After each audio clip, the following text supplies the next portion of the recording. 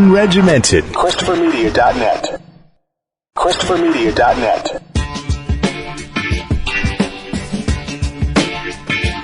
From Asthma Core Studios near Detroit, Michigan, it's Unregimented. Gangsters, what's up, guys? And now, here are your hosts. All right, welcome to Unregimented, number 276. I'm Chris. I'm Aaron. I'm Rich.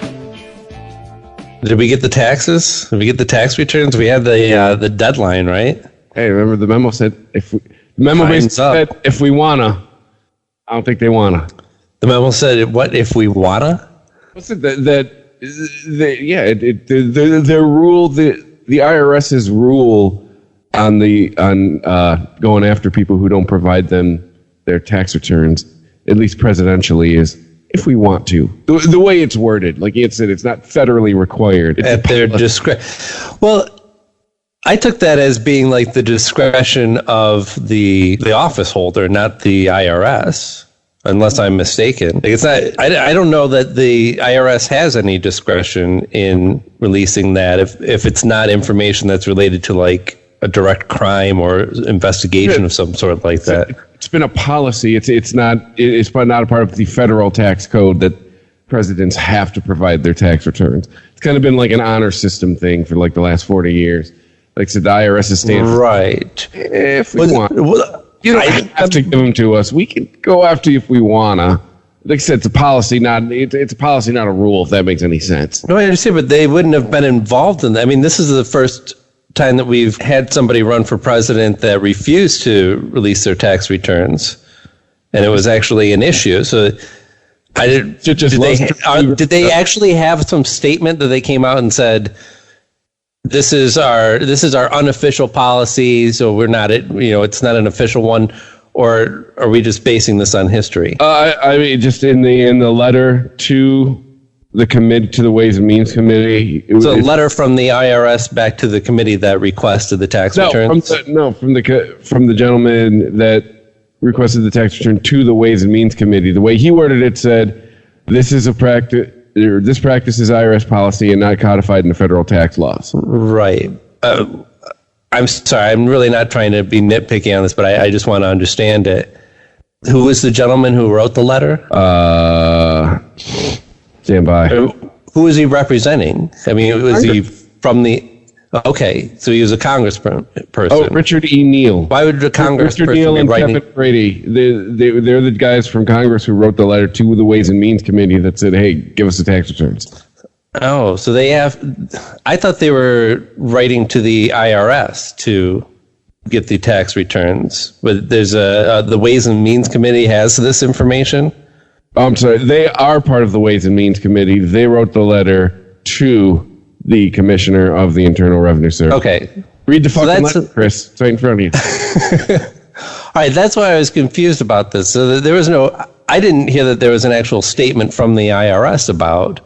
It was just silence, as far as I had heard. If there was that's why I was asking so many questions, because I thought maybe there was an actual letter from the IRS, a response, an official response. Yeah, it said, "Get fucked. Love the IRS." Right. No, the Ways and Means Committee was basically saying that this is part of a tradition, which kind of weakens their case, right? I mean, they threaten with nothing to have as consequence to back it up, and they even give the IRS an out in their own letter.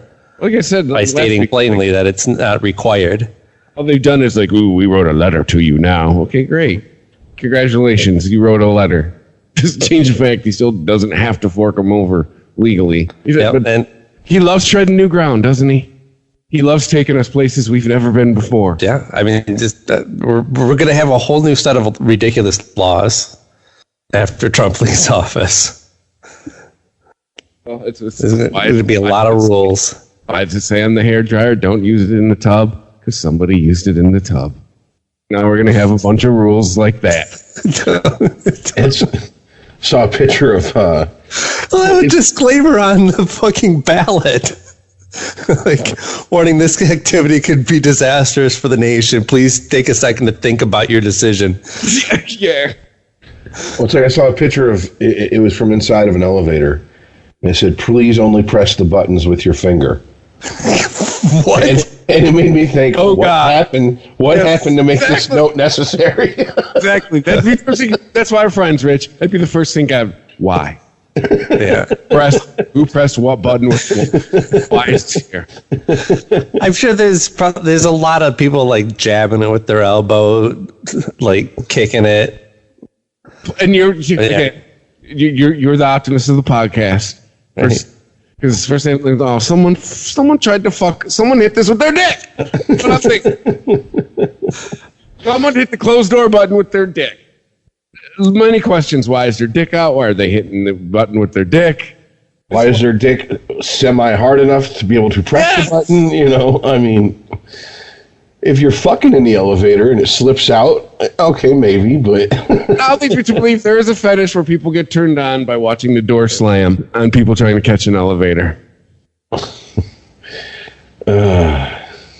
Anyway, so... Yeah, sorry, it just came to mind when... Oh yeah, Trump. What else happened this week with him? William Barr. Trump, someone who would press an elevator button with his dick. Yeah. That label first label ever that kind ever happened. Trump Tower. See, I can transition. So William Barr went before what was some House committee? Was it Adam Schiff's? I didn't see the actual footage of it, but I was reading some of his quotes from it, talking very little about the Mueller report, and just talking in general about what we expect to see redacted. Which is I don't know what you do with that information, because it's redacted. You'll never know if what he's telling you that was redacted is actually the fact or not. So it's kind of ridiculous talking about things that, having a public hearing about the things that the public will never get to know. Or maybe, in like 25 years. We need the truth, Aaron. We need settle. Well, first of all, I'd settle for reading a redacted report for right now. Well, we need something, but that's kind of something that got lost in last week. Is it's going to come out? They have, no one has said we're never releasing this. They just have to. They need the time to redact all the classified and personal information. Oh yeah. Yeah, absolutely. It was never a question that it was going to be completely kept hidden. Yeah, just last week, everyone, we need it now.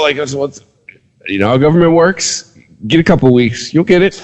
Right, but in the meantime, I think William Barr is transitioning to investigating the supposed spying on Trump's campaigin. That'll be productive and solve things, move things forward. Right, Can't wait. This is the spying he's basically the second person to speak about this as if it was fact since Donald Trump tweeted it. Donald Trump tweets that Obama was spying on his campaign, and nobody can come up with any information, nothing about this that would even point to it being true. There's not even rumors. They don't even have a conspiracy ready to go. And This Barr's going to get the case then. Unless this is the talk of QAnon on fucking 8chan. Wait, nobody's been even talking about this like it was a real thing. Is this? Come on, God. Is this the Republican Party's going to find the real killers? So all I'm saying is any talk of William Barr being impartial in any way has been completely thrown out the window. When he takes his appearance in front of Congress to talk about the Mueller report, he takes that opportunity to announce that he's going to start investigating based on the president's tweets that nobody in intelligence has been able to corroborate. Donald Trump comes out with a book after he's out of the White House called If I Did It. Well, look, here's my question. Okay, you investigate the Obama administration into spying on Trump's campaign. Let's say you find something. What are you going to do? Impeach him? Oh, wait, Make him unpresident. He's not president anymore. We get to erase the 2 years, the 2 terms he served? No. Well, apparently they think that's what they need to do. I mean, they need to tear down the liberal heroes completely. They can't just go away. They have to be desecrated. You get the birther assholes together with the tax return people. Because that's the only way you fight hope. Like in the same way that Obama ran on hope, I think he was just kind of putting into one word what many Democrats have ran on before him. And whereas Republicans tend to run on reality and, things that they decide are facts and things that you can, like, tangible things like money and how many brown people are in the country. We're going to get into the Republican candidate that just leans into it, and his campaign is fear. Well, right, but Democrats run on hope, and that's such an undefinable term that you almost can't argue against it, right? It's like trying to argue with a religious person about their faith. You can't logic them out of their faith because that's not what faith is. So as long as Democratic voters are willing to look to their leaders to be that inspirational hope and believe that that's what their party represents, then the only way to defeat that is to, quote unquote, unmask these people. They can't be as nice as they seem, that kind of shit. Right. Well, I think it's more effective actually for the Republicans than attacking the up-and-comers. Not that there's any lack of that happening, but attacks on Beto O'Rourke are going to bounce right off of liberals because that's what they're expecting.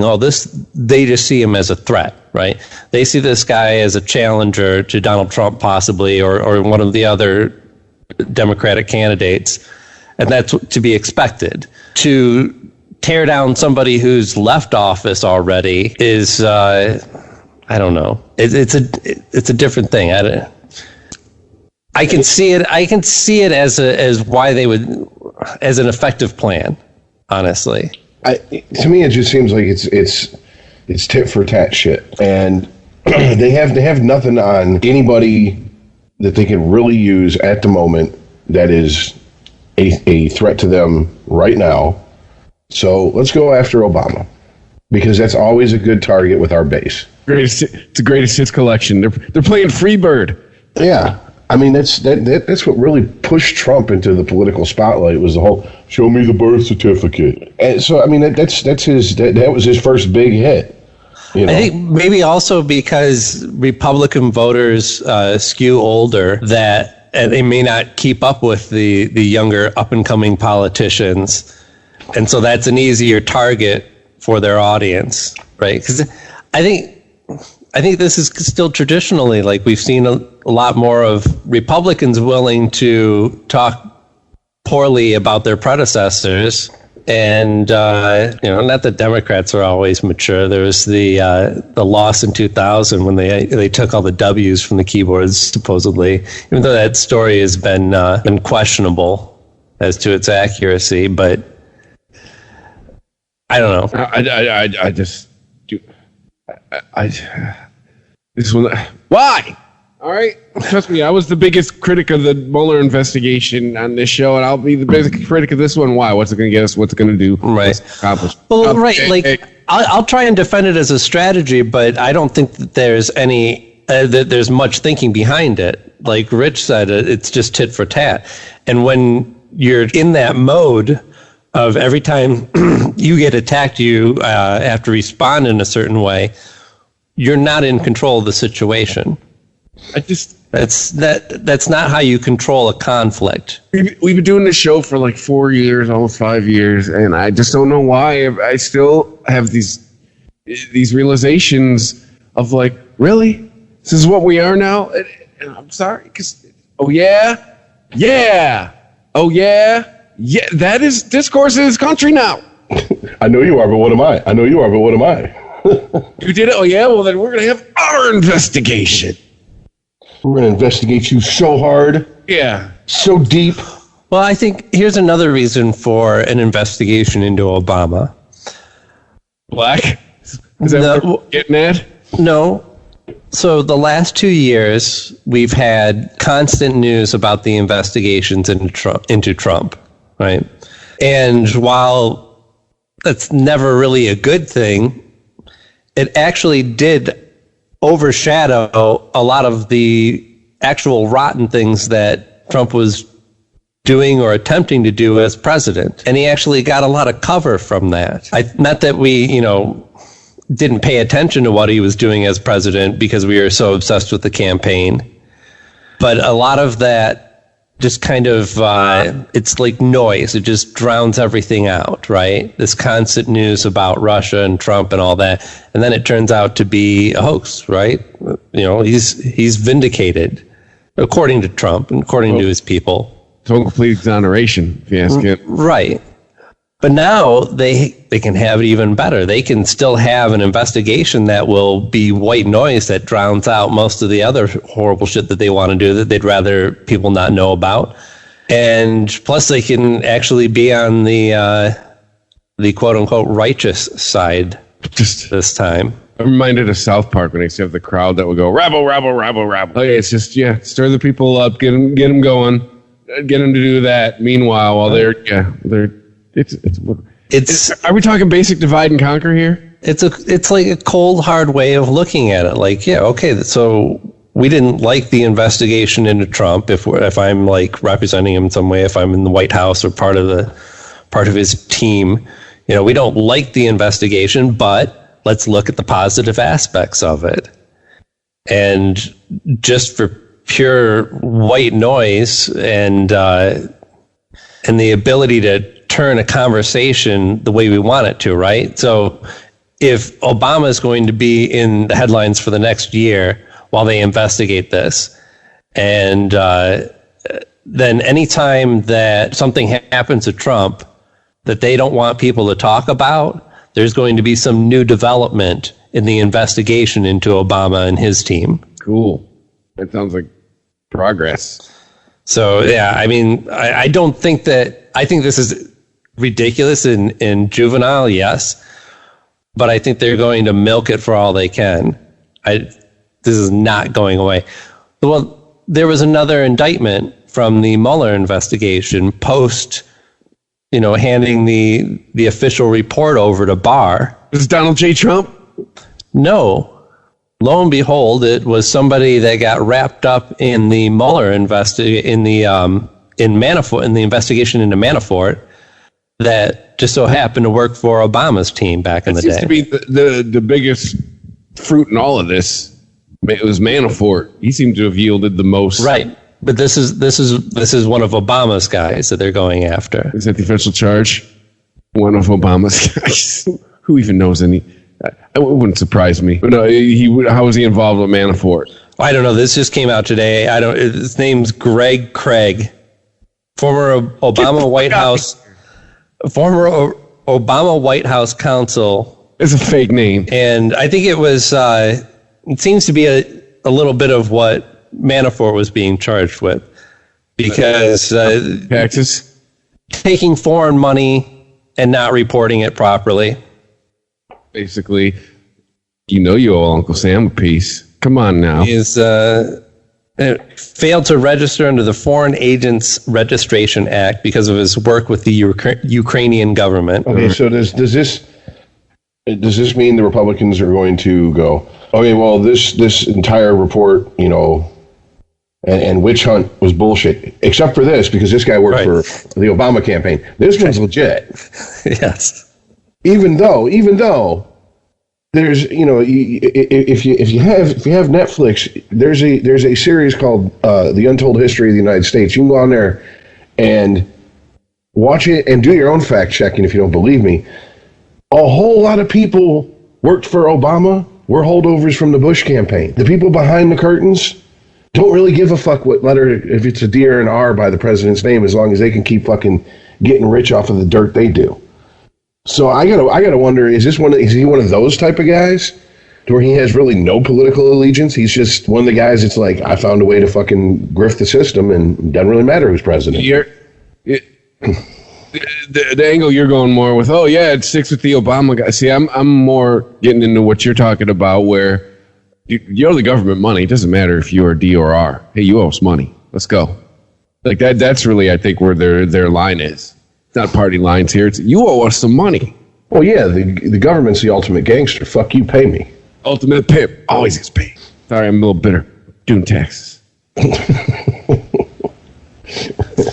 Yeah, I have no idea, but I always kind of took it as probably something that happens on a regular basis and is the type of low-hanging fruit that if you want to go after somebody, well, they probably didn't report some of their income. If they have millions of dollars, and I'm not just talking about somebody working in government or for a government, anybody, pick a person, they have millions of dollars, then we can find some way that they have avoided taxes. Oh, yeah. Well, I mean, if they really want to go after the biggest tax avoiders, shouldn't they target companies and corporations?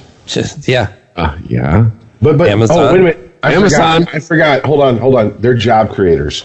So we have to deep throat their entire dick while cradling their balls and tickling their taint because they're these holy things called job creators. So I forgot. Unregimented. ChristopherMedia.net. ChristopherMedia.net. Unregimented. To mention this again, last year, Amazon made $7 billion, paid no taxes. Yeah. But we love Jeff Bezos. He's a hero to the left. That is paying no taxes on $7 billion is a very Republican thing to do. Just want to put that out there, everybody. That's why I thought the reaction to the them not putting their secondary base in New York, I thought it was all kind of overblown. This idea that they were going to be some kind of saviors for the city.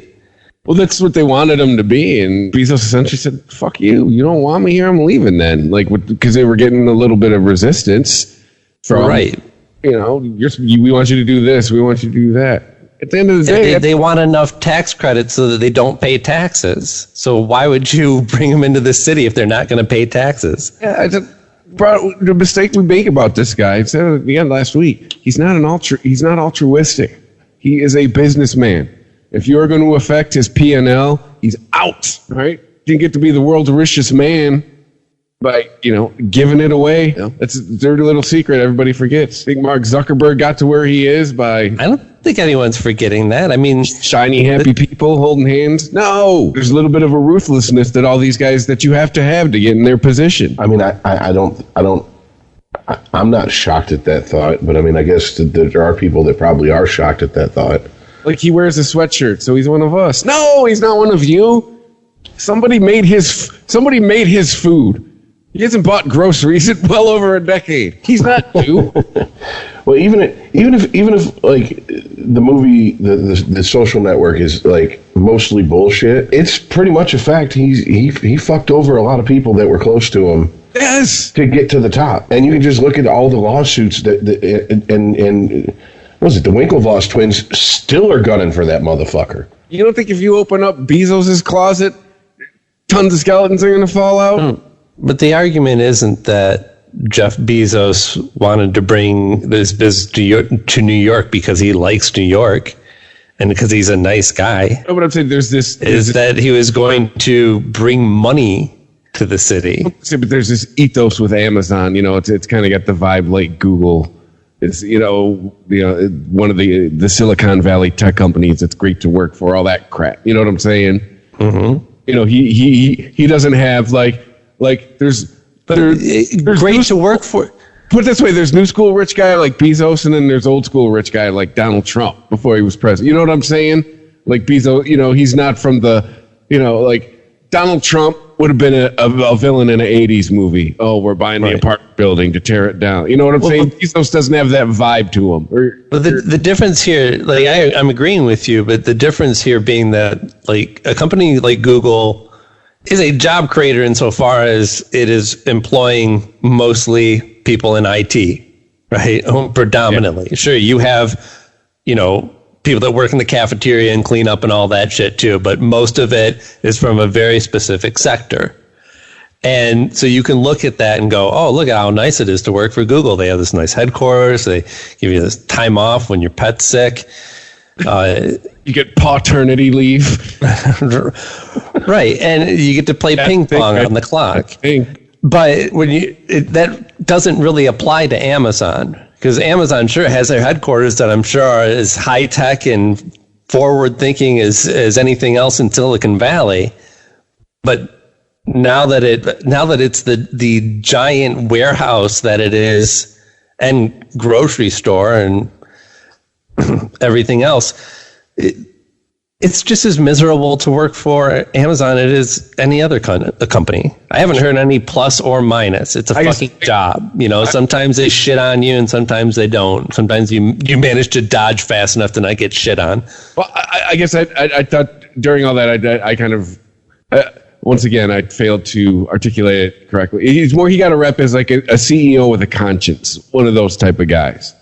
Like, I'm saying it's unfounded, because talk to somebody that's working in an Amazon shipping warehouse and ask them how much ping pong did you play on the clock in the last month. It's going to be 0. Yeah, because I would have got fired. Or the fact that, well, the reason that we have a ping pong table set up at work is because we hardly ever go home. Yeah, we're on salary and we're putting in 80-hour weeks. So of course we have the amenities of home, because you don't get to go fucking home. I mean, that was one of the things that the whole Elon Musk thing, like, oh, his company does this, his company does that. Yeah, and he works his employees like fucking dogs. And don't even breathe the word union around any company that he's involved with, because he'll just fire everybody and restaff the whole place. Yeah. Oh. I think you're trying to organize. Everybody's gone. Later. See ya. Well, I got a whole book of people, thick as a phone book, waiting to work for me. The thing that really irritated me about the contest that they held for their new location was that it was rolled out as this program that they wanted feedback, right, from all across the nation to find out where they're going to fit best, and they want to be part of a community, and they want to do something. They want to help people. And then it comes down to fucking New York. Like, yeah, I'm sure New York, has the same unemployment problems that any other major city has, and would always welcome job creators. But it's always going to have job creators in New York because it's fucking New York, and because you just have to have, right? There's certain things that are just always going to be in New York. You have fucking banking and the stock exchange and fashion and whatever, and art. Well, that's what I heard in New York. I was everything like it's. Are we not surprised? Like, but what? Like that really. Like their location should have went out somewhere in the country where people were like, "Oh my God, this saved the fucking town." Well, but that's the thing, is it was never going to. We don't have to disincorporate now. You think they're putting their number 2 headquarters in Stone Mountain, Georgia? Fuck no. Like when I heard New York, I was like, of course you're putting it in New York, because it's New York. Now you have both coasts covered. You got Seattle and New York. Duh. Yeah, but notice they weren't putting it in area, part of the state of New York that could really use it, like, upstate New York. Yeah, right. No, yeah, they were putting it in Bangor, Maine. No, they needed access to the East Coast. Right, and that's why the whole contest, because they had already decided they wanted to be in another major city, but they didn't want to roll it out like we're only about the big cities in America, So you have this contest that makes it seem like everyone's got a fair shot. Yeah, and it kind of sums up Bezos, that whole contest. I think you got a shot, but really, we're just going to the major play. Like I'm saying, like, in the day, just another rich guy. The CEO that wears a cardigan. So what? And CEO. And part of that is because the big cities can afford the big tax breaks, right? This whole operation is hinged on them writing the majority of it off. And bumfuck Idaho doesn't have the tax breaks to give to write off that much of an operation. They would bankrupt any other city. It had to be New York or somebody as big, because otherwise they'd either pay a shitload in taxes or bankrupt the city. Yeah, because if they're close to disincorporating, they don't have the money to give you the tax breaks. In fact, they need every tax dollar you can bring into the city and every tax dollar you are going to pay them. Exactly. God damn it, Bezos. It's all a lie. Wow, we're really, if we have a love list, apparently he's not on it for this show. If we got a love list, we have Bezos on it with a circle and a line through his face. Well, then, how do you guys feel about Julian Assange? Because he was picked up in Ecuador today. They officially rescinded any protection of him, any, I wanted to say amnesty, but that's not what it's called, is it? When you when basically another country shelters you from being extradited. You're fucked. And if Ecuador says, hey, you're on your own, we can't protect you anymore. Right.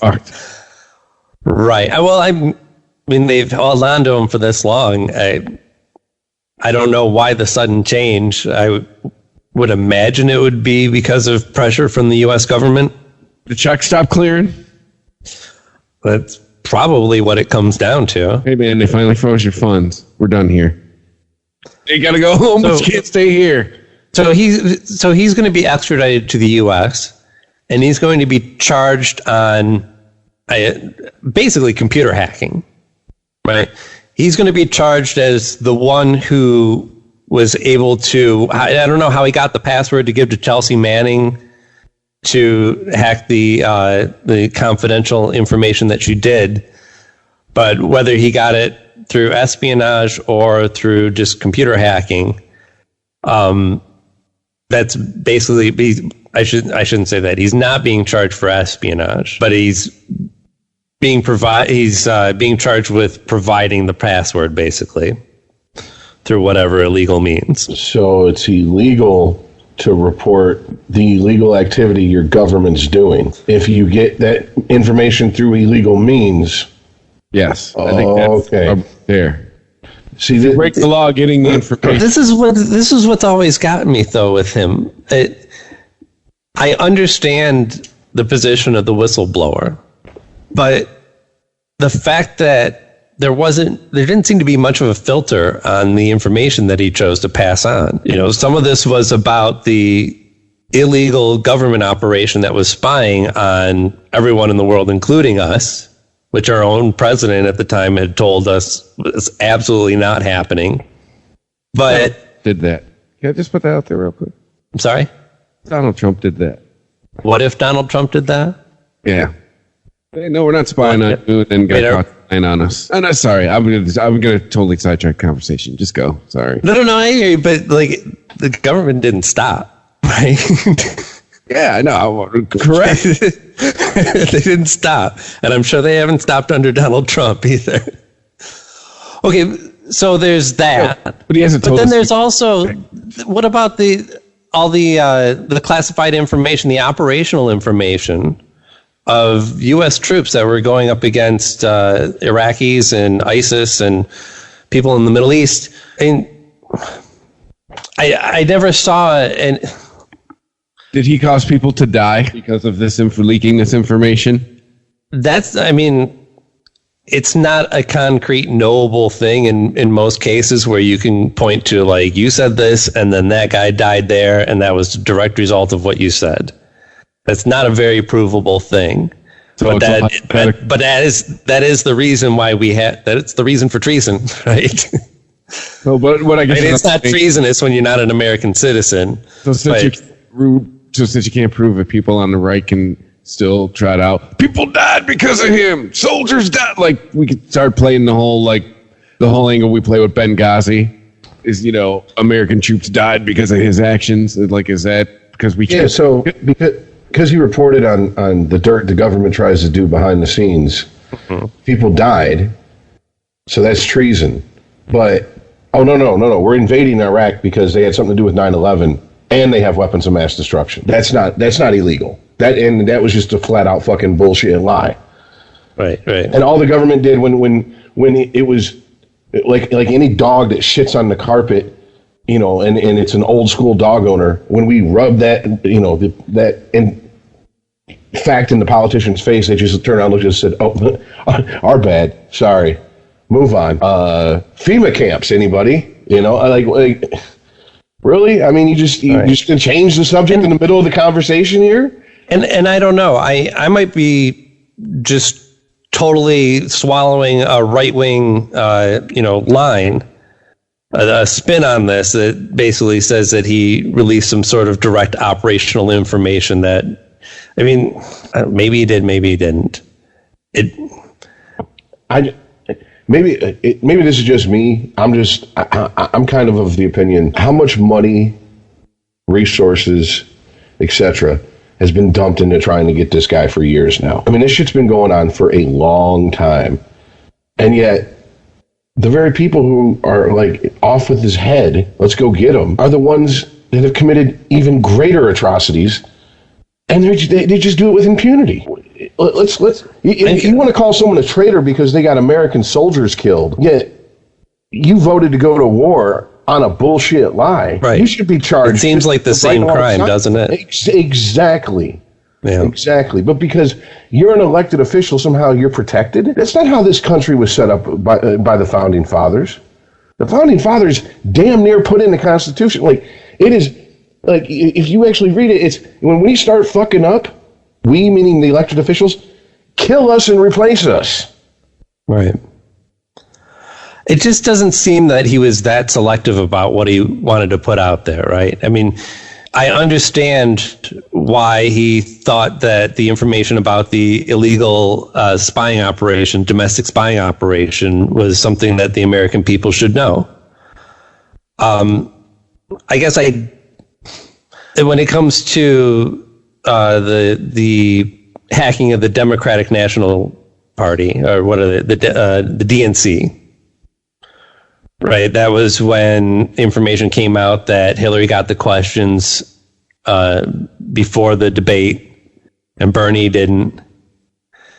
And Donna Brazile knew all about it and was trying to push the primary to Hillary. And I mean, sure, if this happened, I think this is something that people should know about. But is that on the same level as domestic espionage? I mean, one is doing your best to fix an election, a national election. I said it depends what your definition of domestic espionage is. Yeah, and the other might have. I guess you're right. I mean, look, I gotta wonder. Sorry, I'm putting that. I don't know. This is why I keep going one at a time. I'm sorry. I don't know what it is, but like I guess I'm just fucking. I borrowed Iceman's 3-piece tinfoil suit for this week, but get the face mask on and everything. Yeah, you know. But like I gotta wonder, really, are they really going after him for hacking the government's computers, or is it more because WikiLeaks used to show video of, I don't know, American soldiers committing war crimes under direct orders from their superiors, and shit like that getting leaked out? And is this more of a, we can't get Capone on anything about being a gangster, so we'll just lock him up over his taxes? That was kind of the first thing that I thought of, because the maximum sentence is 5 years on this, right? I mean, he's got white hair, but he ain't that old. Like, he's going to do his 5 years, and then what? You send him back to Australia and he keeps doing what he's doing? I wouldn't have thought that they would have pushed for extradition when they had enough proof to actually, charge him with something like espionage or something that would actually put him away for a while and remove him as a threat. This is really just containing the threat for a short period and until you can't anymore. I mean, maybe the hope is that something else will come up and that all they really need is this one, their strongest provable charge to extradite him. Maybe this is just the beginning. Hey, by the way, he got kicked out because there was a regime change in Ecuador. The new whatever they have down there said, no, we're done with you. Apparently he was a horrible prisoner. He was smearing feces on the walls. Does it smell good in there? I said it smells fine. So I sound so wishy-washy on this because I really haven't made up my mind. I can never really pin this guy down and how I feel about him. Dude, he's in prison in Ecuador. What? And it depends on, it varies on the type of information that he's putting out there. So that's why I said that I don't see him certainly as like some trusted source of information. I'm just surprised we don't go, dude, you're in prison in Ecuador. Justice served. Just leave him in prison in Ecuador. You know, can he get time served already? Far worse than anything we can put him through here in the States. Have fun in prison in Ecuador. Later, you know, like they pay for. We're gonna put him in prison, and Ecuador is gonna pay for it. You know what I'm saying? They pay for it. He's in prison in Ecuador. I'm sure it's super awesome down there. Why are we extraditing him? I mean, he was staying at a hotel. He wasn't in a prison. Well, I mean, still, it's okay. 5 years federal time. Federal time. You got to do like. I think federal time. You got to do like, no matter how well behaved you are, you have to do something like 85% of the time. So, I mean, he's going to do damn close to 5 years. And it's a good point. He gets out, and then what? Still's going to look like Santa Claus. What I'm wondering is, I mean, usually with computer crimes, there's some sort of, you get out of prison, okay, the conditions of your release is, yeah. Yeah, but he is not an American citizen, right? Exactly. So that's what I'm saying. So how can they can't put those conditions on. I mean, maybe in an extreme case, they could actually work something out with the Australian government, say, we're sending them back home and keep them off the laptop. Revoke your internet access worldwide. I mean, it's fine. I know how well that works, right? I go to pick up my son from my ex-wife, and she's like, he's in trouble. Keep him off the computer. I'm like, no problem. Logs on in the car. Yeah, I know you've been dry for a couple of days. Take my phone till we get to the house. Yeah, that's what I'm saying. Meanwhile, as she's telling you that, starting to twitch. As she's telling you that, he's in his room, torrenting his entire song library on his phone. Like, just really okay. Yeah, and that's the whole thing's just a mess, and it's. I don't know. I just feel like we're really not. We're being told we're going after him for this reason. Right. Look at this hand. We're getting a magic trick done in front of us. Don't pay attention to this hand. Pay attention to this hand. Because I'm just like, I don't buy it, man. I'm really surprised that they chose to act on. I would have figured that they would have just been like, you fucking keep him. Like Ecuador, just keep him out of our country. I mean, has he continued to be active? I mean, the last big WikiLeaks thing that I had heard about was the stuff from the DNC.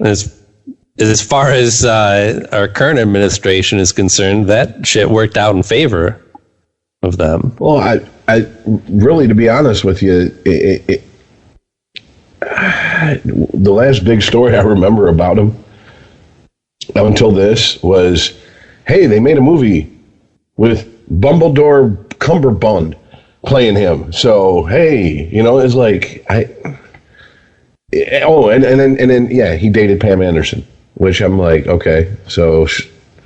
Right, I mean, she ran out of criminals here, and she ran out of criminals here in these states to date.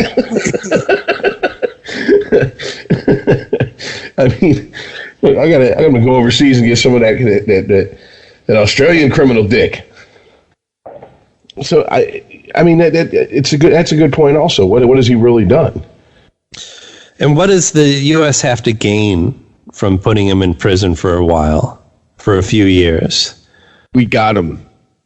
Right. So there's going to be a trial. He's going to be all in the news again. I mean, he's already all over the news of them just perp walking him out of the Ecuadorian hotel. Now, as soon as you start putting the pressure on him, as soon as you start making it look like he's going to serve time, then you stir up people that are protesting for freedom of speech or whatever, or maybe hackers that had worked with him, or just people that admire him are now inspired.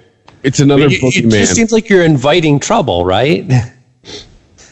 I agree it's a boogeyman, but what's the advantage of parading this boogeyman out? Because the government's stuck in the mindset of, hey, if we drag him through the streets and pull a Braveheart on him in front of people, this will make everybody go, ooh, we better stay in line.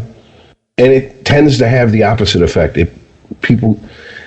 government's still in the mindset of, I mean, because let's be honest, a situation like this, Him going to prison isn't to punish him. It's to dissuade people in the future from doing what he did. Yeah. Because also, too, let's be honest.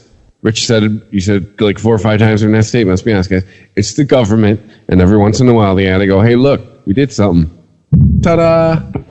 And not only that, but every once in a while they got to flex their nuts and go, if it can happen to him, it can happen to anybody. It could have been you. Essentially, this is the government sending its goons over to go.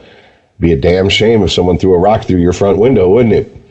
Hey, God, we're here to protect you. Oh, yeah, thank you. Appreciate that.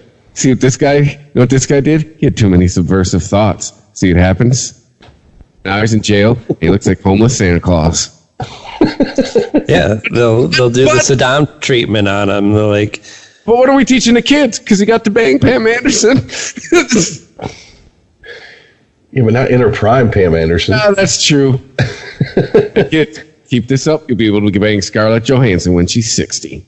And unless he's swinging some Mandingo meat, what's he really doing besides tickling it after she's got done with that monster that Tommy Lee has? So it's like going after Shaq. I'm good. Thank you for I appreciate the offer, but I'm good. Okay. Yeah, find out her ex was Shaq. Like, we're done.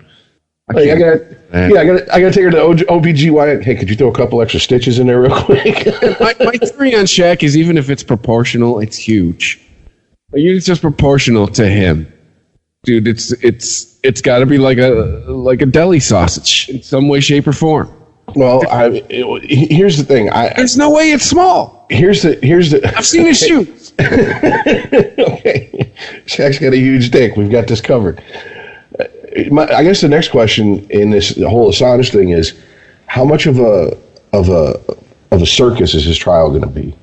Or is the government going to do its best to keep, you have to be approved to be in the courtroom. And, well, here, let me see your notes. Nope, you can't report that. You can't report that. Can't report that. Okay, there you go. Right. Well, can I borrow the tinfoil suit? Yeah, I mean, I don't know. If this was a trial for espionage or something like that, then yeah, they would have fair cover to say, like, we can't have the press in the room. But it's not. It's computer hacking, right? And also give me the tinfoil suit. Let's be honest. He's not really a hero of the left. The left's kind of mad at him. I bet you Fox News will try to make this like the trial of the century. But I think the traditional media outlets will just they'll cover it because it's in the news, but I don't think they'll make a big deal out of it. Yeah, and I mean, I don't know. If I was him and I'm like, okay, I'm going to end up doing 5 years pretty much no matter what, I'm going to make that fucking prosecutor get knee replacement because he's going to be standing up every chance I get him to go objection, because if I'm doing 5 years, I'm throwing everybody's dirt against the wall, especially if the press is allowed in there. I'm just like, well, fuck it. If I'm going down for 5 years, everybody's dirty laundry's getting there. I don't give a shit. I mean, who's coming with me? You know what I'm saying? That's another reason why I'm surprised they're going after him. I mean, who's to say he doesn't have some cache of information that's just going to start spilling out in the next weeks? Yeah, that's true. The press might be like, yeah, we can't fuck with this guy. You know what he does? His whole job is to dig up dirt, essentially. Right. Well, I mean, there was look, he may be going to prison for 5 years, but I bet you he's going to come out to a Nobel Peace Prize now that he's an official martyr and not just exile. You have an effect named after him? Mandela did? The Assange effect? Well, even if he... see, that's why I feel that I'm wishy-washy. You said it, Aaron. That's how I feel about this. Yeah. Even if he used illegal means to get the information, the fact that the fact that no one really was upset by what was revealed, they were more in the government, they were more upset by, well, how dare he do this? It's like, wait a minute. He just exposed you guys. And you guys aren't even worried about that. You're literally looking at us go, no, that's not the issue here. No, that is the fucking issue here. All right? There's more than one issue. We can multitask. Right. But our government doesn't think so. That was just like the Donna Brazile interview when she was talking about when WikiLeaks put out the email exchanges that happened around the primary. and revealed how Hillary got the questions prior to the debate. And she was asked about that. I think it was on CNN. And she was like, well, that was hacked. That information was hacked. And the interviewer's like, yeah, but so you're saying it's not true? She's like, well, that was hacked. How can you trust it? It was hacked. But that doesn't change the information, like whether it was gotten through criminal means or not. Yeah, you saying it's hacked? It's still the same information. Right. How it's obtained is not the issue. So I don't know. I mean, public trial in any way, but if it is, then they're just going to dredge up all the story. They're going to dredge up all the same stories anyway, right? Because the press is still going to report on it, whether it's public or not. And I'm sure we'll get some information as to what's going on, and there'll be a lot of speculation. And all they really have to do is go back to the old stories of all the shit that he's released in the past. Lock him up. Lock him up. I mean, that'd be the chant from the left. As far as if the question is to be, does Julian Assange deserve jail time? No, I don't care what he hacked. If he, he gave someone a password that is not a violent crime. Right. We think that locking people up is the solution to everything. Yeah. What we have, judging by the recidivism rates, yes, it seems to work. What is it? We have 10% of the world's population, yet we have like 80% of the world's incarcerated people. Yes, like we're the least free population. Mm-hmm. Percentage of people we have incarcerated. Right. So, yeah, I don't hope that he sees jail time, because I don't hope that anyone for non-violent crime sees jail time, really. Well, hold on, because I want to, Chris, you brought up something. This has got me wondering. There are, you said, that the left aren't going to exactly champion for this guy, because of him basically saying, hey, look, this is what the Democrats pulled, during their primaries. Right. There is a segment of the left. I hesitate to even call them Democrats, but I guess they would identify as Democrats, that kind of want to throw out the old guard, the Clintons, the Kennedys, the Bidens, and get, new people in there, or their people, aka Bernie, the notorious AOC, all those type people. They're going to be more than happy to be like, see, this is the old guard. We're the new guard. It's our time now. So they might jump on his bandwagon. And let's be honest, Republicans love nothing more than a divided Democratic Party going into a presidential election. They'll be more than happy to watch Democrats tear each other apart over this shit. So, I mean, is this kind of a political strategy? I mean, is that what, yeah, you can call it conspiracy theory, but is it really a conspiracy theory? That's just playing politics. That's how politics is played. What is part of the strategy? Getting him and prosecuting him right now. Okay, and we know that this will, like I said, the younger, more progressive Democrats. Well, I guess from here, how we handle it is, I guess, would play into that, because the Ecuador's new president just said, we're tired of holding this guy. Right, so now it's more our reaction would be, from here on out is, I guess, the pivotal action. The question remains to be unanswered, Rich. How we deal with him is going to answer your question. I think it was kind of answered today, because Donald Trump didn't respond to it on Twitter at all. He didn't tweet anything about Julian Assange. Hero. So I think they'd probably like this to go as quietly as possible. And see, that just makes me think that they at least believe he has a lot more dirt on him, and a lot more people than he's even released it to this point. So they're just like, shh, let's not. Let's just do this let's do this as quietly as possible. Let's fly as close to under the radar as we can possibly get. Maybe the whole time that's who Mueller should have been talking to was Assange. Right. And maybe Trump was like, hey, why do we want to keep this seat? Why do we want to go after this guy? This guy's a hero. Yeah. Right? He took on Obama. He took on Hillary. And then somebody said, here's the unreleased dossier that he has on you, Trump. And he's like, oh, no. Oh, there's look this guy up. That's where I left it. Yeah. Trump. Oh, who's the mayor of D.C. who smoked crack and got reelected? Marion Barry. It is Marion Barry moment. Trump smoking crack with a Russian hooker pissing on him. Bitch, set me up. Yeah. He was that albino that I thought I was hallucinating. Cocaine's a hell of a drug. I don't know. Anytime stories like this pop up, I just think that pretty much in our lifetimes we get maybe 10, 15, 20% of what's really happening. And it's only later after everybody that could really be affected by it is dead and buried does the real story come out. Excuse me.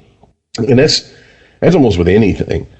I mean, you can go back in American history and go back to, you ain't got to go back that far. Go back to World War II and look at all the American companies that were supporting Hitler before they got into the war. And I mean, like, it was just, we don't talk about that. Now it's starting to become like common knowledge that, Christ, Hitler had a fucking portrait of Henry Ford hanging up in his bunker.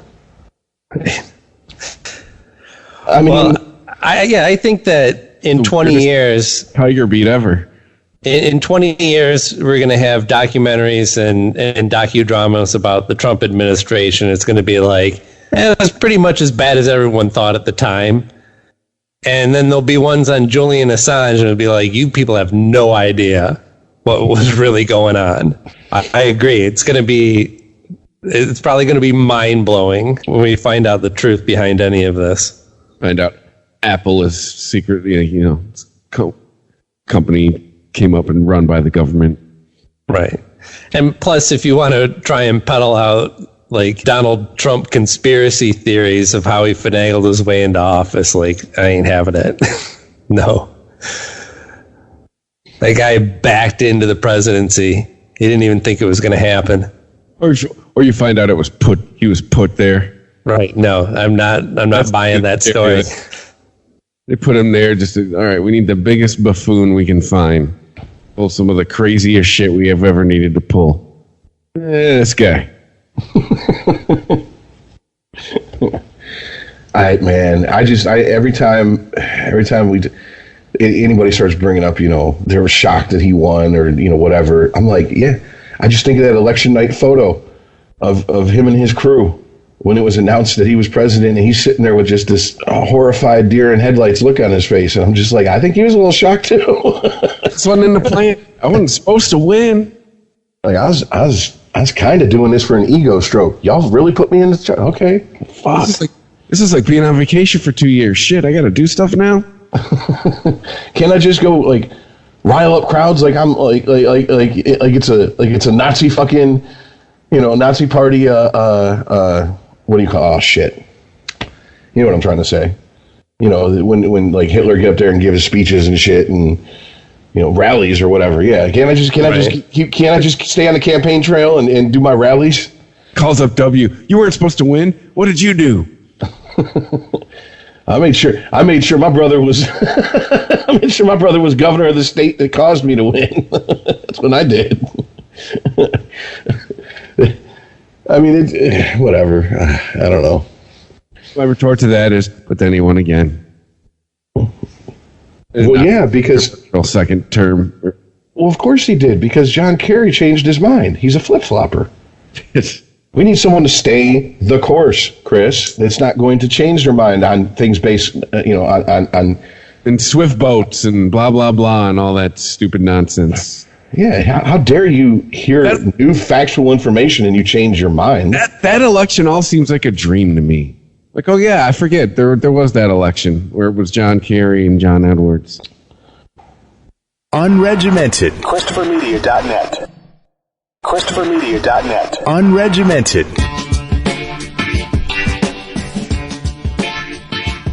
All right, so what else we got on the list here?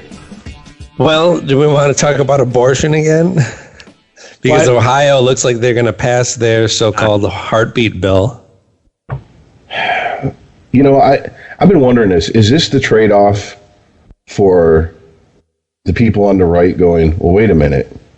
If people can hold up states' rights as why marijuana can be legal in the states, well, then we can hold up states' rights as why we're going to make it damn near impossible for you to get an abortion. All right, hippies, you want your weed, then we want our abortions. Or we don't want our abortions. Yeah, like I just kind of wonder that, because it's like, Dude, unfortunately, if you fall on the side of states' rights, how much of a hypocrite are you comfortable being? Yeah. Well, I think that there's probably a good chance. I mean, well, there's definitely, this is going to be contested in the courts, I'm sure.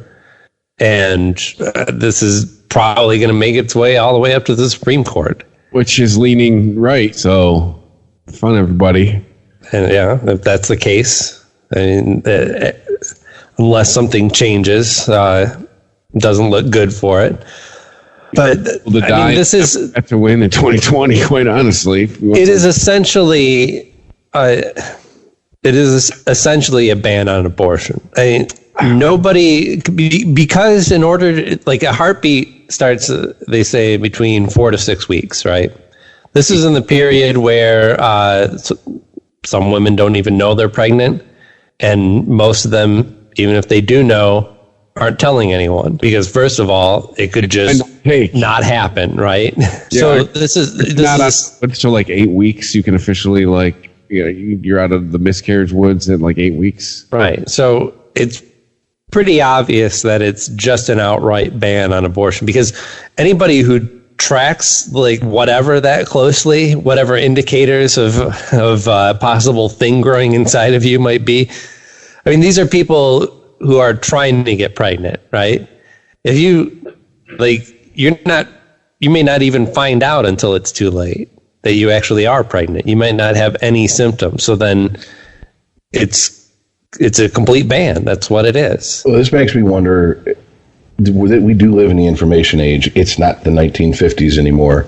Mm-hmm. You can just do a Google search on how to induce a miscarriage. I mean, is that what women in states, and they can't afford to leave the state to go to a state that will let them have an abortion? Statistically, that's what happens. Women throw themselves down the stairs, get punched in the gut, go to some back alley doctor, quote unquote, with a coat hanger. Sorry, hold on. Punched in the gut. So what, Chris Brown's going to open up an abortion clinic? Come in here. I'll beat your ass. You can listen to my music at the same time. Why are we having this conversation? For the coat hanger. Why are we talking 2019? We're talking about people to go into back alleys and throw themselves down the. Are you fucking serious? Because Jesus, man. Because Big Daddy in the sky. A book about invisible guy that's watching you like Santa Claus? Are you fucking shitting me? Like, we're still having this conversation? South Korea is looking to finally lift its complete nationwide ban on abortion. So they're moving in the right direction, and the U.S. is backsliding. Aren't we quote unquote progressive, the progressive country of the world? You know, honestly, I don't think we're as progressive as we like to only think. that as long as we progress. Like, I'm kind of starting to come around to a few people that I talk to on a regular basis, way of thinking, going, because it was a very simple question put to me. What was so liberal about Obama? Go ahead, I'll wait. And I was like, he's black. That's what everyone's really saying. Like, he's got a D by his name. Anyone who's got a boner against him, he's either D or B. All right, just because he's Democrat or he's black. That's really what it is. I mean, he made a national law that forced people to buy insurance from private companies. But yeah, you worded it perfectly, Rich. They put a tax on living. They put a tax on sucking air. It's not like the wars stopped under, you know. It's not like the drone strike stopped under him. The spying didn't stop under him. You know, all the bullshit that people point their finger at and go, this is the land of the free. And rightfully so. None of it stopped under him. His record number of deportations when they bring up all the stuff at the border. You know, so I'm starting to think, like, you know what? This country just isn't as fucking progressive, liberal as even liberals would like to think. And the fact that we're sitting here, like you said, Chris, in 2019, talking about women looking for ways to, you know, induce miscarriages because they're going to live in a state where they can't get an abortion. We're just going to have women dropping stewed tomatoes all over the place because a fucking sky daddy says you can't kill an unborn baby. Yeah. Really? I mean, that is insane to me. Like, I get it. And these are the same, by the way, these are the same people who would fucking be horrified if someone with, I don't know, that was Muslim was trying to get laws passed based on their religious beliefs. Oh, yeah. Well, also this week, Texas, not to be outdone, proposed their own bill to have the death penalty for mothers who abort their unborn children. Texas, now, of course, Texas said, hold my beer. I'm going to top it. That could possibly be the most Texas thing Texas has ever done. Yeah. It's doubtful that it's going to pass, but just that somebody put that together and discussed it. You killed a baby. Somebody in government discussed that as a reasonable means, a reasonable response. It's insane. Let's just beat up gay people like you're in Brunei. Hey, why don't you make homosexuality illegal while you're at it? That's how backwards that sounds, Texas. Just putting that out there. Oh, God. You killed a baby, we should be able to kill you. Cool. But here's the deal. If a woman's on death row in Texas and she's pregnant, will they wait till she has the baby to kill her? Probably, because it's Texas. I go with the Bill Hicks line on this. You make us have him, you fucking raise him. Make me have a baby. I should be able to drop it off at any courthouse. You can. Any courthouse, any state, any government building. Well, not any government building, but that's what I'm saying. Any government building, municipal, federal. I should be able to. Here you go. You made me have him. There you go. In Ohio, I should be able to drop my baby off at any municipal building. It's the government has the power and resources, if they really put their mind to it, to take care of every last child in this nation. And until they want to put forward something like that, I don't think they should have any say in which fetuses come to term or not. Well, I have to say this latest round of let's make abortion illegal. The new tactic that I'm seeing used over and over again that I find quite amusing is abortion is racist, because Planned Parenthood was founded by white supremacists who wanted to get as many women and black women as possible to abort their children. So that's the new battle cry. Abortion's right. Oh, okay. So you didn't give a shit about Jim Crow laws in your lifetime. Yes. You didn't care nothing about separate but equal, but now all of a sudden you're a fucking civil rights activist? Yes, it's all a scheme to kill black babies. You got us. We've been holding that under our hat. Oh, damn. They saw through our ruse. Yeah. But yeah, that's the new... I'm seeing that starting to gain traction. Like that story, like I can't remember the found. It's a woman who is credited with in all these stories with founding Planned Parenthood, but apparently she was like, of course she was a Democrat and she was a member of the Klan and all this shit. And I'm just like, enjoy Trump and his ilk, right? With this kind of shit, and then it continues to this day because of the lucrative baby parts market. Oh yeah, that's the other thing. Yeah, someone in my family posted a picture. You know how they have pictures of like different cut? There'll be a picture of a cow, different cuts of beef. Yeah. They did that with a baby and how much different parts were worth. Oh yeah. And I was like, please. That's how much I get for a baby? You want a fetus arm? I can get you a fetus arm right now. Okay, Walter. I was about to say. It's the whites, the dirty laundry. They even got a Uber service for that too. They'll deliver it right to your house. Uber fetus. These are the same people, by the way, who I wish I knew the name of this politician, because if anyone, let me see if I can find it real quick. Anyway, a politician claimed that Southern strategy it never happened. They know we can look things up, right? They know we have records of history. Right. Oh no, I'm sorry. It wasn't a politician. I'm sorry. It was Candace Owens. Oh, that dipshit. She said the GOP Southern strategy never happened. Okay. All right. It's like people in Germany, they try to deny this, 20-year period in the early 20th century. Oh, no, we were all on vacation. She also said that the problem with Hitler was that he couldn't be content with just dominating Germany and killing his own people. My head hurts when I hear shit like this. Come on, guys. Oh. Yeah. She was confronted, this Representative Ted Lieu confronted her in a hearing with that quote.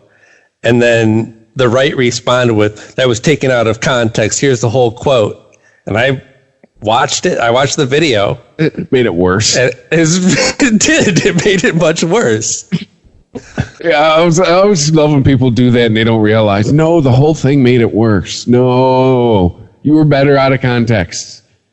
She was trying to say that she was trying to say something about socialism, right? And that Hitler was a socialist, and if he just practiced his socialism in his own country, it would be fine. But, stop. If you want to really make a point, stop using Hitler as an example. It's not helpful. Especially if you're trying to make a point about socialism, right?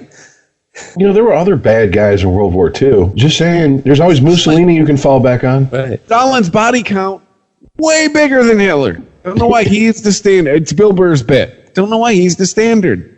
And we never talk Mao. We never bring up Mao. It's because of the mustache and the haircut. Exactly. Stalin didn't cultivate a look. He just looked like an old Russian dude. He looked like an old retired porn star with that mustache. Yeah, but the numbers, man. Like you said, wasn't he like 3 times? Wasn't Hitler 10 million? Wasn't Stalin like 30 million? Under Stalin, the numbers, who knows? The conservative estimates are quite high, much higher than anything that the Nazis did. But yeah, everyone's always going to bring up Hitler. Stalin apparently Stalin got shit done. Well, then there's the people that really get on my nerves with this shit, because you guys know what PragerU is, right? Yes. Mm-hmm. It's supposed to be like a libertarian think tank stronghold, whatever. They hop in and they're like, it's absolutely true. The Southern strategy is a leftist myth. And I'm like,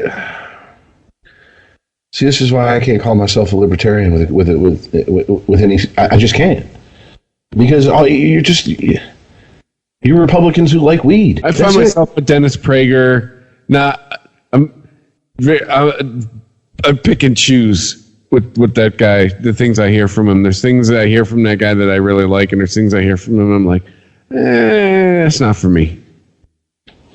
I mean, as it should be, but it's like, really, you're gonna hop into this and just, like you said, you're just making it worse.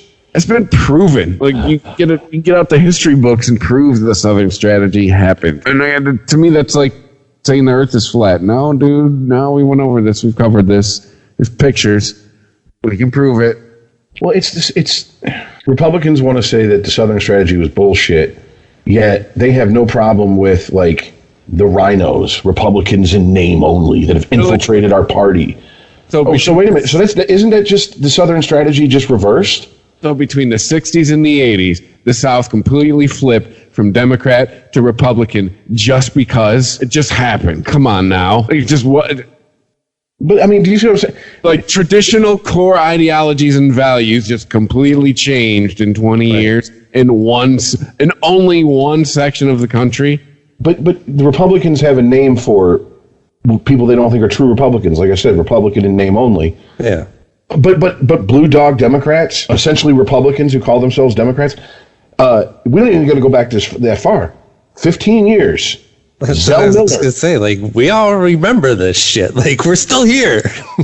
Zell Miller, a Democrat, spoke at the Republican National Convention and gave us one of the best Jon Stewart segments on The Daily Show with his Zell on Earth bit, where he made him sound like, Godzilla, because he got up there and just savaged the Democrats, and he's a fucking Democrat.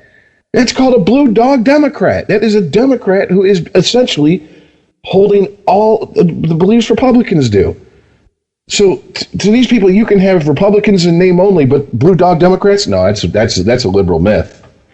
That's like the female orgasm and Bigfoot. That's just myths. That those don't exist. Get the fuck out of here, man. And people eat this shit up, and it just makes me go, I don't have any hope for anybody anymore. Well, I guess if you're going to be black and Republican, then you have to lie to yourself about this. You can't honestly believe that the party that you support used racism against your race in order to gain power. Well, I mean, there's also why if Candace Owen didn't believe that it was a myth, then why would she be a Republican? Well, I mean, here's the thing. What about just honesty? What if you're a black Republican? Go, yeah, the Republicans, yeah, they pulled a lot of fucked up shit with people of my color in the past, but so did the Democrats. But that's then. This is now. Why can't you just be honest about the shit? Why can't we just acknowledge that? Yeah, politicians are going to do horrible shit. That's everyone's shocked. Raise your hand. Exactly. I mean, because you've been invited to the big boys table. You got to toe the line now.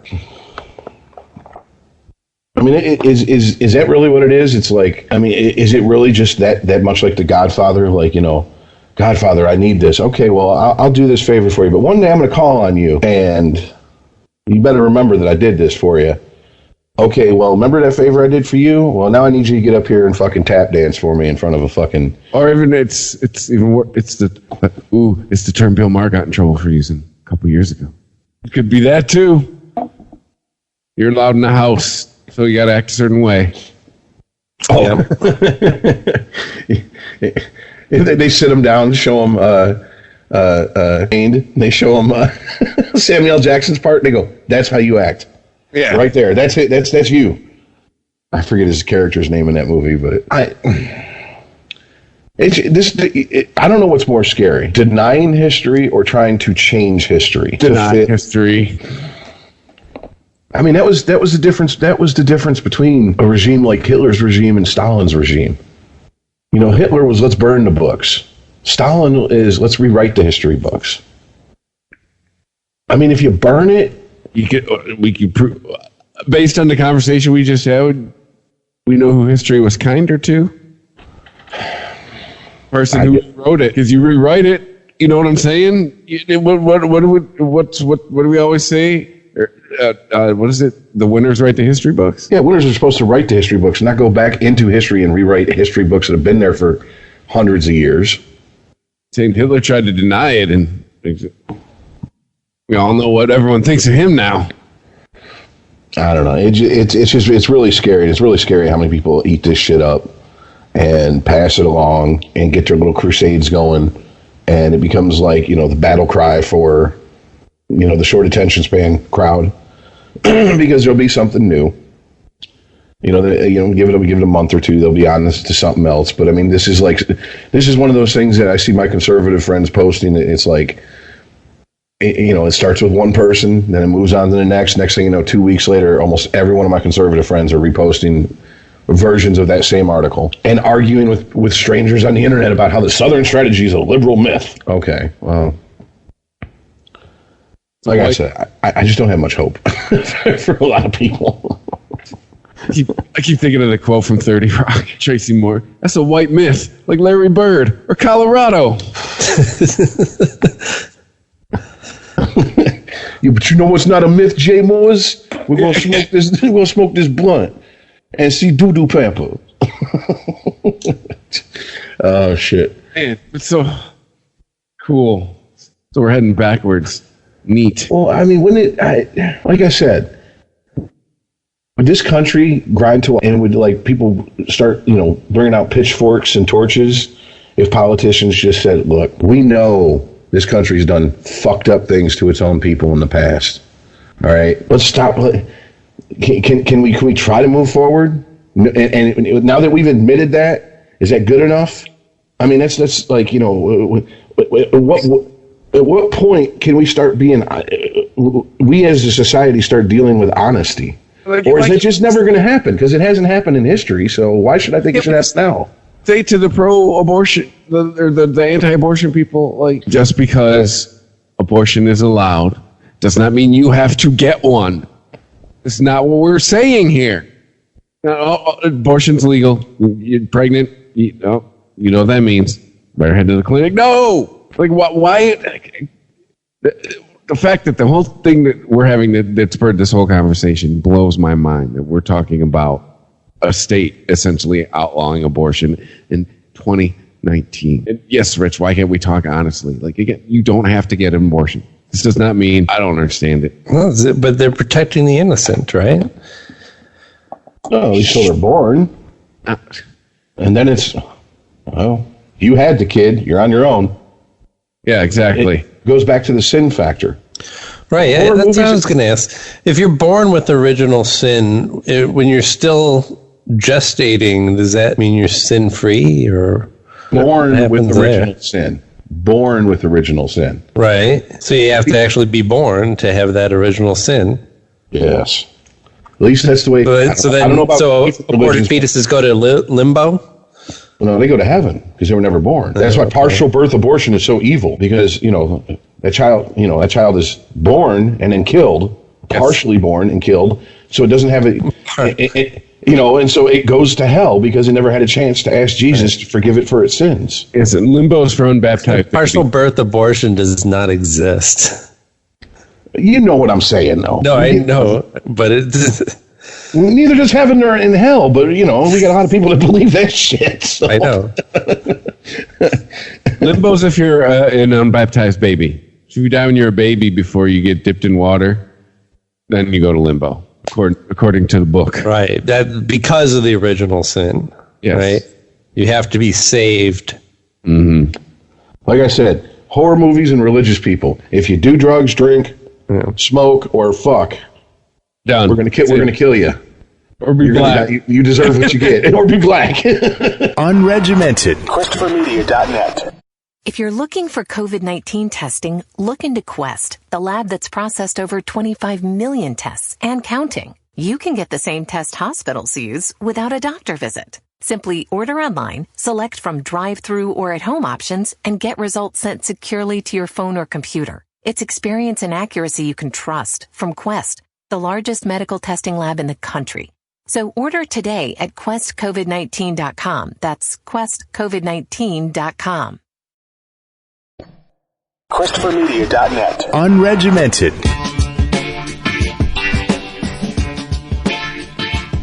Did you guys see that? I think it was Pope Francis. Oh God! Was he Pope? What did he do? No, the Nazi Pope. Yeah, the Nazi Pope, the former Pope, before right. Pope Francis. He I don't know why he was talking about it, but apparently he had something to say about the scandals with the priests dilling young boys. If it's anything other than I'm sorry. Oh no, it's not. He blamed it on the 60s, on the sexual revolution, on homosexuality. He basically put it all on America and Western culture and said, you're all a bunch of heathens, and that's why this happened. That's why we have to fuck children in the ass, yes. Go back old man. Go back to bed, Pope Hitler.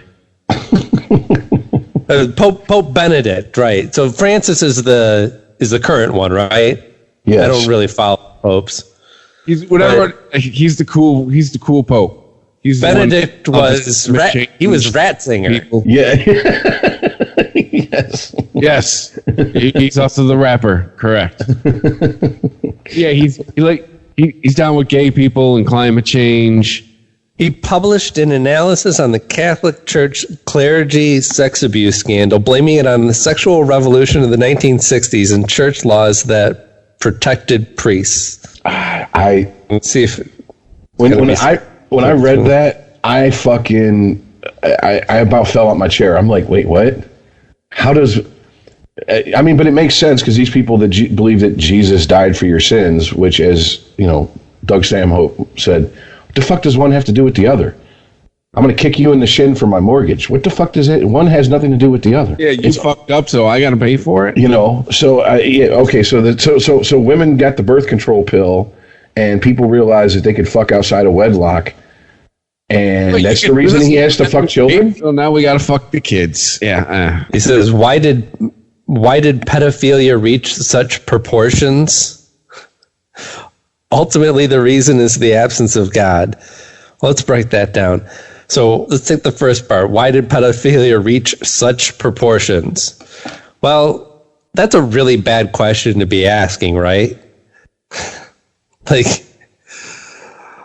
there was a little bit of pedophilia and we could handle that. It just got really out of hand.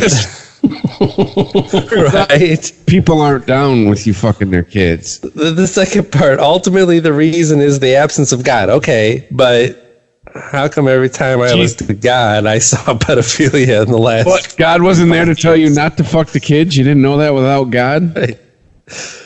Right. It was the absence of God. Fuck this 8-year-old in the ass. It just happened to have. It just happened to happen under his roof. Right. It's like I was being accused of running a pedophile ring out of the house. I'd be like, yeah, I was never home when it happened. The older I get, the more you'd think I'd maybe start thinking there's something to religion. But the older I get, the more I'm like, man, am I making the right choice? This is awesome bullshit. And it's answers like that. It's statements like that right there that is like, wow. Well, I think that's a thing. They just think we're stupid. We all don't have an internet connection. We can't look things up. Never had a science class. If there was a zombie apocalypse, if I was the Omega Man, right, and I don't break my glasses, so I'm able to read everything, I might be able to read the Bible or even the Quran or any religious text and be convinced, right? I might find a religion convinced on the text alone. It's the actions of people and what they do in the name of God that is the ultimate buffer against belief in any kind of religion. This guy's trying to use a cultural shift as an excuse for why we fostered this culture, pedophilia. Now he's trying to rationalize and make excuses for it. Cool. So that means everything in your book is bullshit. Well, I mean, this is the line that Republicans have been trotting for decades too. This is all some part of a moral failing as a nation when we started being more blasé about sex. Took prayer out of schools, and look what happened. Right, and it leads to pedophilia somehow. Dogs and cats living together. Rampant fucking of children up the ass. Really, I'm sorry. Pedophilia is its own thing, right? Nothing leads to that. True. There's no gateway drug to pedophilia. Yeah. No. You either want to fuck a child or you don't, pretty much. I mean, I don't know. I'm sure there's still groups out there that harp on this shit. But I remember in the 80s when the anti-porn and, the satanic culture sneaking into daycare centers and doing crazy shit with children, they all believed it was connected because you watch porn and then porn doesn't become enough. So you go to hookers and hookers don't become enough. So then you got to fuck a child. And it's like, wait, what? Yeah. Somewhere between hooker and child. You can trace the history. There's a long string of women that got progressively more hairless and smaller until it eventually devolves into a child. They should turn backwards.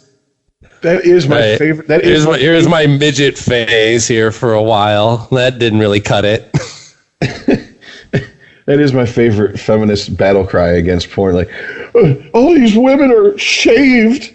Men want to fuck women, little girls. And it's no, they just don't want to look at some horrible thing that reminds them of the Predator's mouth. You know what I'm saying? They don't want to go down there and it looks like someone scalped fucking buckwheat and taped his fucking scalp to your crotch. You know what I'm saying? Seriously.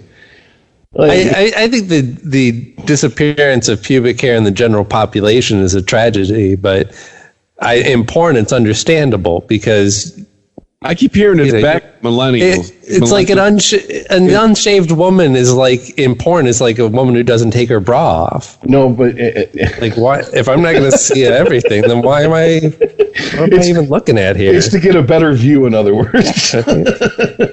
But no, Chris, you're absolutely you're Is that a right. Sarlacc pit in there? I might as well be watching fucking Return of the Jedi. Like, did I just see Boba Fett slip into that thing? Like I said at my birthday party, I looked at my buddy Scott, and I'm like, just because your wife doesn't shave no more and you got to get eye to eye with that Lovecraftian horror, when you go down on her, doesn't mean that, the rest of the female population's like that. And he just kind of blinked and he was like, how do you know about that? I'm like, because motherfucker, I was married. Let me guess, the blowjobs dried up too, huh?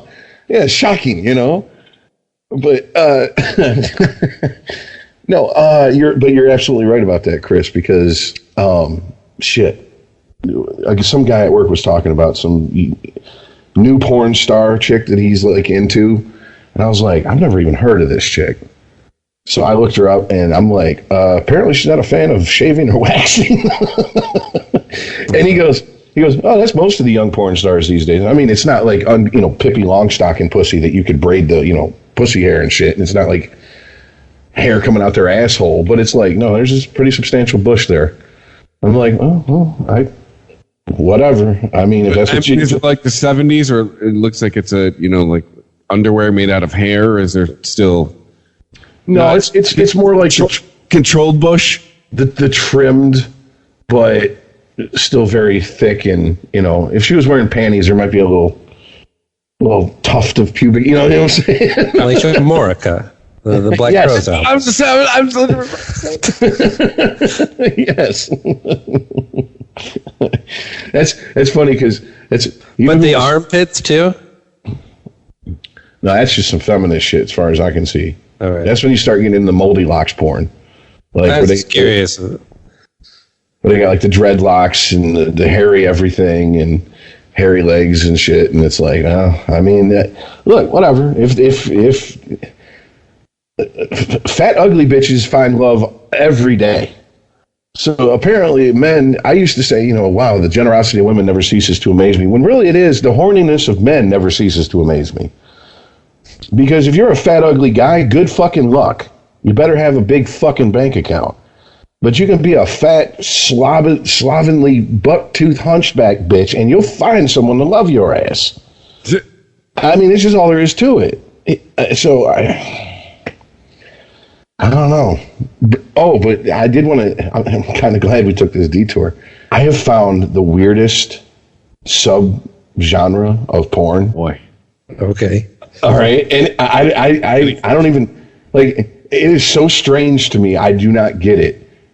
But, it is this, it's like videos of hot chicks talking into a camera as if they're talking to you, telling you how small your dick is, how you can't satisfy any woman, and how pathetic you are. And it's like, there's no fucking, they're not even naked half the time. And I'm like, wait, why is this on Pornhub? This humiliation porn.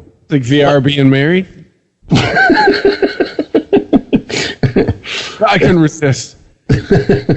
I guess it's if you're into humiliation, but it's like, this is taking that whole, like, cuckold, porn to like the next level, because they're not even going to show you fucking, you know what I'm saying? They're just going to talk shit to you. It's just VR of a woman yelling at you. Pretty much. And I'm just like, wait, why? The more and more I explore the internet, the more I realize how vanilla my sexual tastes really are. Like, I'm very boring in the bedroom, apparently.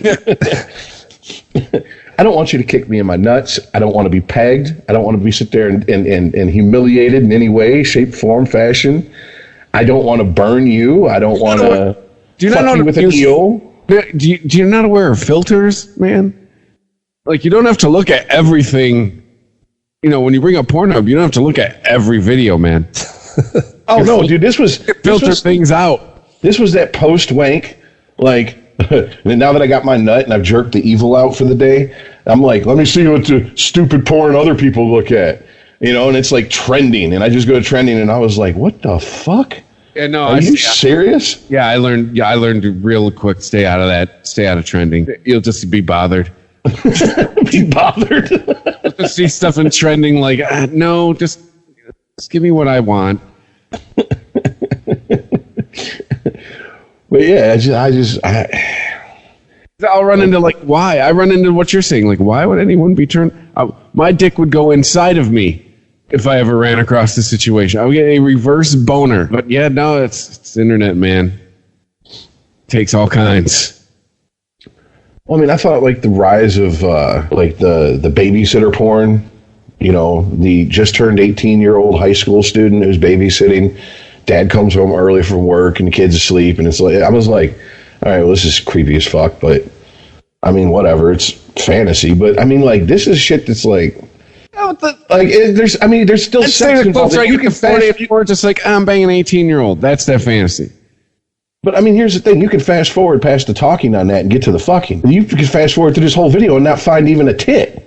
Okay, first of all, it's another conversation I can't believe we're having in 2019. Why is there still dialogue in porn in 2019? Because some porn chicks have delusions that they're really actresses. Like, why are we still like perpetrating that lie?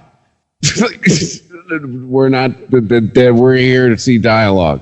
I mean, the rise of things like Pornhub and X to tell you it's all because it's all 5 minutes. This is a long one. It's all situational, right? The dialogue is there to provide some sort of context between what's happening between the two people. You don't even that's why we don't need that. You get that in the tag now. Just tell me context in your tag. That's all my brain needs. Okay, I personally agree with you, but I think as far as the majority of people who are enjoying porn out there, they do need some context, and they want it to be either it's some sort of power play, whether it's men dominating a woman or the reverse, like Rich was talking about, or it's some sort of taboo situation, you know, a relative or an older man or an older woman or something like that. These are, I mean, that's what people want out of their porn, not just sexy people doing it, which is all that I ever needed, because, you know, a lot of these are wanting to put yourself in that situation, you know, lusting after somebody that is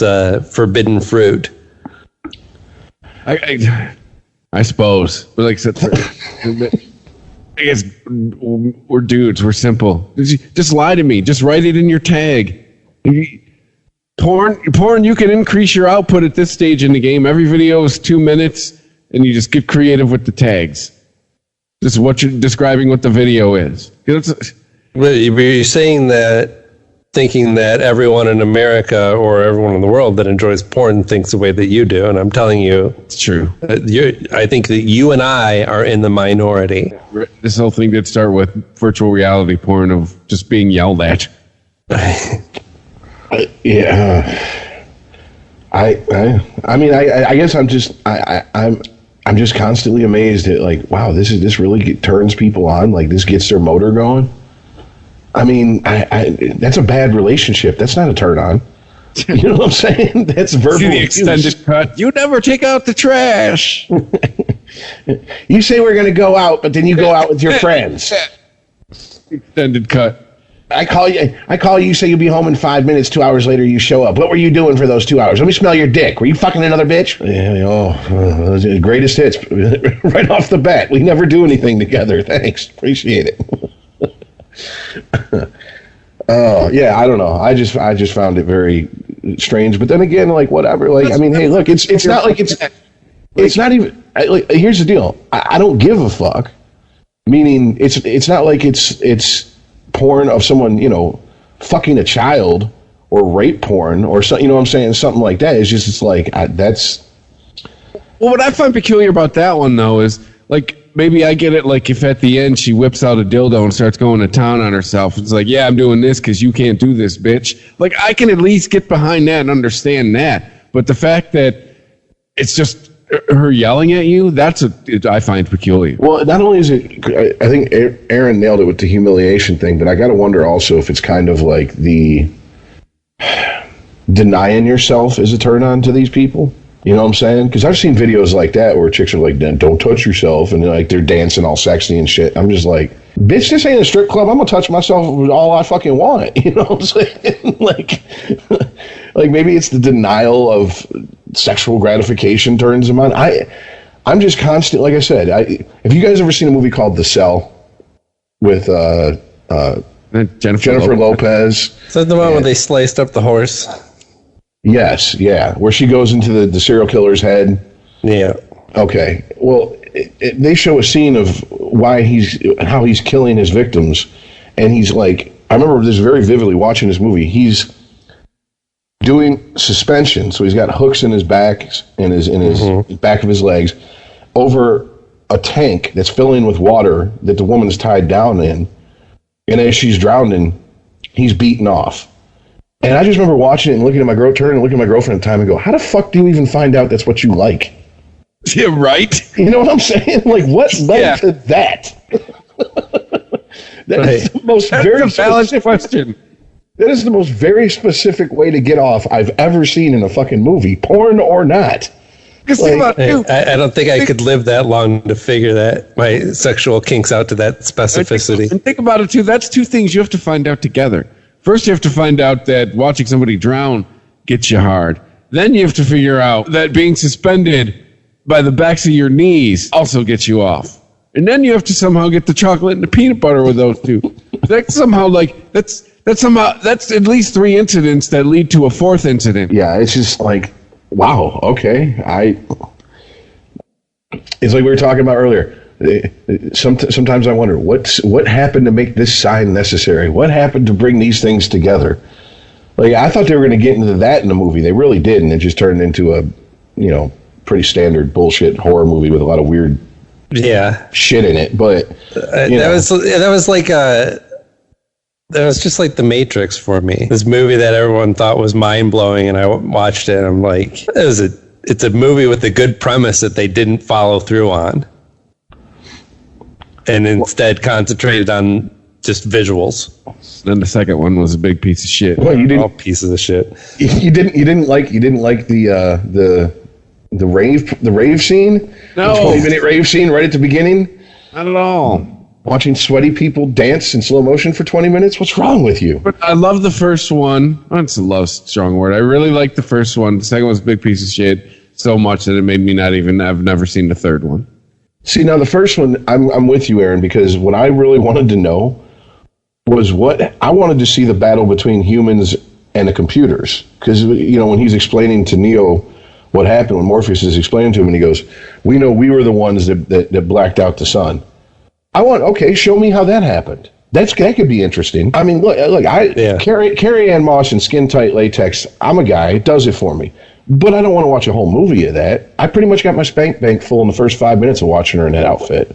Right. So, let's get on to some more interesting shit here. And they just didn't. And it's like, and then it ended. The way it ended, I was like, that means like, this is going to be like some aerial combat. The next one, no, it was them chasing 2 albinos on a highway. Very disappointing. After a 20-minute slow-motion rave scene. The story had so much potential, and they went anywhere where they should have went with that second story. Boo. Oh, okay. Since we're talking movies, and I brought this movie up a few times leading up to its release, I saw Pet Sematary. Chris, you're not a big movie guy, so you're not going to mind if I spoil it for you? God, no. No, go ahead. And Aaron, you said many times you're not a big horror fan, so I don't think this is something like you're like, I really want to see, so don't let anything, go. So it's not the type of movie that could be spoiled for me. Gotcha. Okay. Yeah. First of all, spoiler alert to the rest of you out there. Yes, if you don't want to hear it, just skip past. All the reviews that were coming out saying, this is a game changer. This might be the death of the PG-13 jump scare movies. I don't know what the fuck they were talking about. That movie was nothing but telegraphed jump scares. Really? And it was just like, this is what's supposed to be scary now? Now, granted, I read that book when I was 9 years old. Great parenting on my parents' parts. Like the most dark, no hope, nihilistic book Stephen King ever read. I read at 9. the movie come out, I was You're supposed to be like, hey, Ninja Turtles in Pet Sematary. And then the movie come out when I was like 13, and I saw it the day it came out at Wonderland. I lived right down the street from Wonderland movie theater. Walked right in, bought a ticket, sat down. 10:30 a.m. showing. All right. Now, granted, I was 13, but there were parts of that book in that movie that creeped me and scared me the fuck out.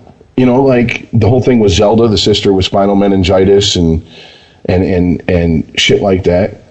There was nothing like that in this movie. Like, everything is reduced to jump scares, and there's no psychological horror aspect to it. There was, okay, first of all, we've talked about this before, and this was in all the previews, so this is no big deal at this point. The daughter dies instead of the son. Right. They should have never, ever put that in the previews, because when that scene happens, the son runs out into the street, and I'm like, wait a minute, were they bullshitting? Were they setting us up like with the old okie doke banana in the tailpipe here? Because it looks like the son's going to die. Last minute, the father tackles the son, and you're like, wait a minute. And then the truck skids, and then it jackknifes. The trailer comes off and rolls into the daughter and kills her. And I was like, if I did not know that was going to happen, that would have been a oh shit moment. But they ruined it by letting it be known that we're killing the daughter, not the son. Features female. Mm-hmm. So right there, you know, ruin that. 2, when she's brought back, like, the father's like bathing her, washing her hair, talking to her. She's like, Daddy, where was I dead? Where was I? Etc., etc. And there's like a scene where he's putting her to bed, and she goes, this is the only part that I was like, ooh, this kind of got to me. She goes, Daddy, don't leave me alone again. And he crawls into the bed and sleeps next to her, and I'm sitting there like going, you're sleeping next to your reanimated dead daughter, bro. Like, that thought, if you're a parent, is horrifying. But that's it. That's all in that movie that scared me whatsoever. And the whole point, not scared me, but you know what I'm saying, got to me. Yeah. Like right. a horror movie should. And then they changed it up because, you know, the mother comes home and brings, you know, the son, Gage, and, you know, Lewis, the father's like, say hello to your daughter. She comes over, gives the mother a hug. The mother's like, wait a minute, what the fuck? What, you know, this is wrong, blah, blah, blah. And then they're just kind of like, I guess they're going to make an attempt to be a normal family again. And then all of a sudden, the kid goes over to Judd's house, which is the old man across the street that showed them the real pet cemetery that reanimates people you bury there. And she kills Judd. And then, like, okay, so why? What was the point of that? There's no motivation there. They're trying, you know, you come back, you're supposed to be evil. Well, she came back and it was like she didn't know who she was, and all of a sudden she turns into this evil demon and like can transform her body into other people and shit. And I'm just like, what in the fuck? And at the end was the best part, and I mean that in like a Mystery Science Theater 3000 way, because she kills Judd, then she kills Rachel, and the father grabs Gage, their son, puts him in the car, tells him, do not open this door unless it's me. And then Rachel, the daughter drags her mother up to the pet cemetery, buries her. So now there's 2 reanimated people. And this is completely off of the source material. This never happened in the book. Yeah. They come back, kill Lewis, the father, bury him in the pet cemetery, and then it cuts to the, you know, slam cut to the next morning, and the zombie, you know, family's walking up to the car, and the father leans in and looks at Gage. Gage looks at the father, and then all of a sudden you hear the door unlock. Boom, end of movie. And I'm like, is that supposed to be scary? So what are they building, a zombie army? What the fuck did they took everything that could have been scary and watered it down, and we're going for like, we're going to throw such a curveball at you at the end that you didn't see coming, that this is going to make you scared. And it's like, no, it's silly. It sounds farcical. It's like, yeah, like they were making fun of the genre. You know, and that was the thing. Like, there was very unintended laugh moments in that movie.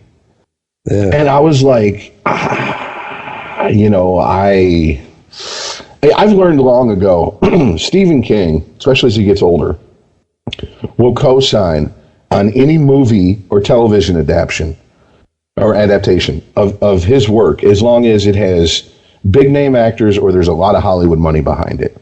Because he sang the praises of The Dark Tower. That was a steaming pile of shit. You know, he was singing the praises of this movie. This movie wasn't as bad as Dark Tower bad, but I mean, like, if I didn't know the source material, maybe I'd be creeped out a little bit by it. But I'm just like, they took a very fucking terrifying novel and turned it into a ho-hum, are you serious?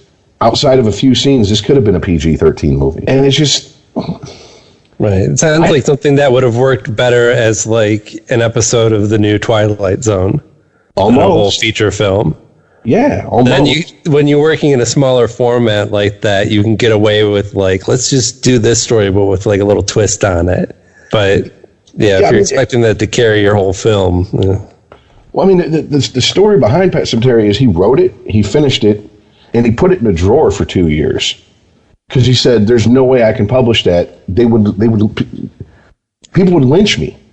And his wife found it and read it and said, look, this is a horrible book.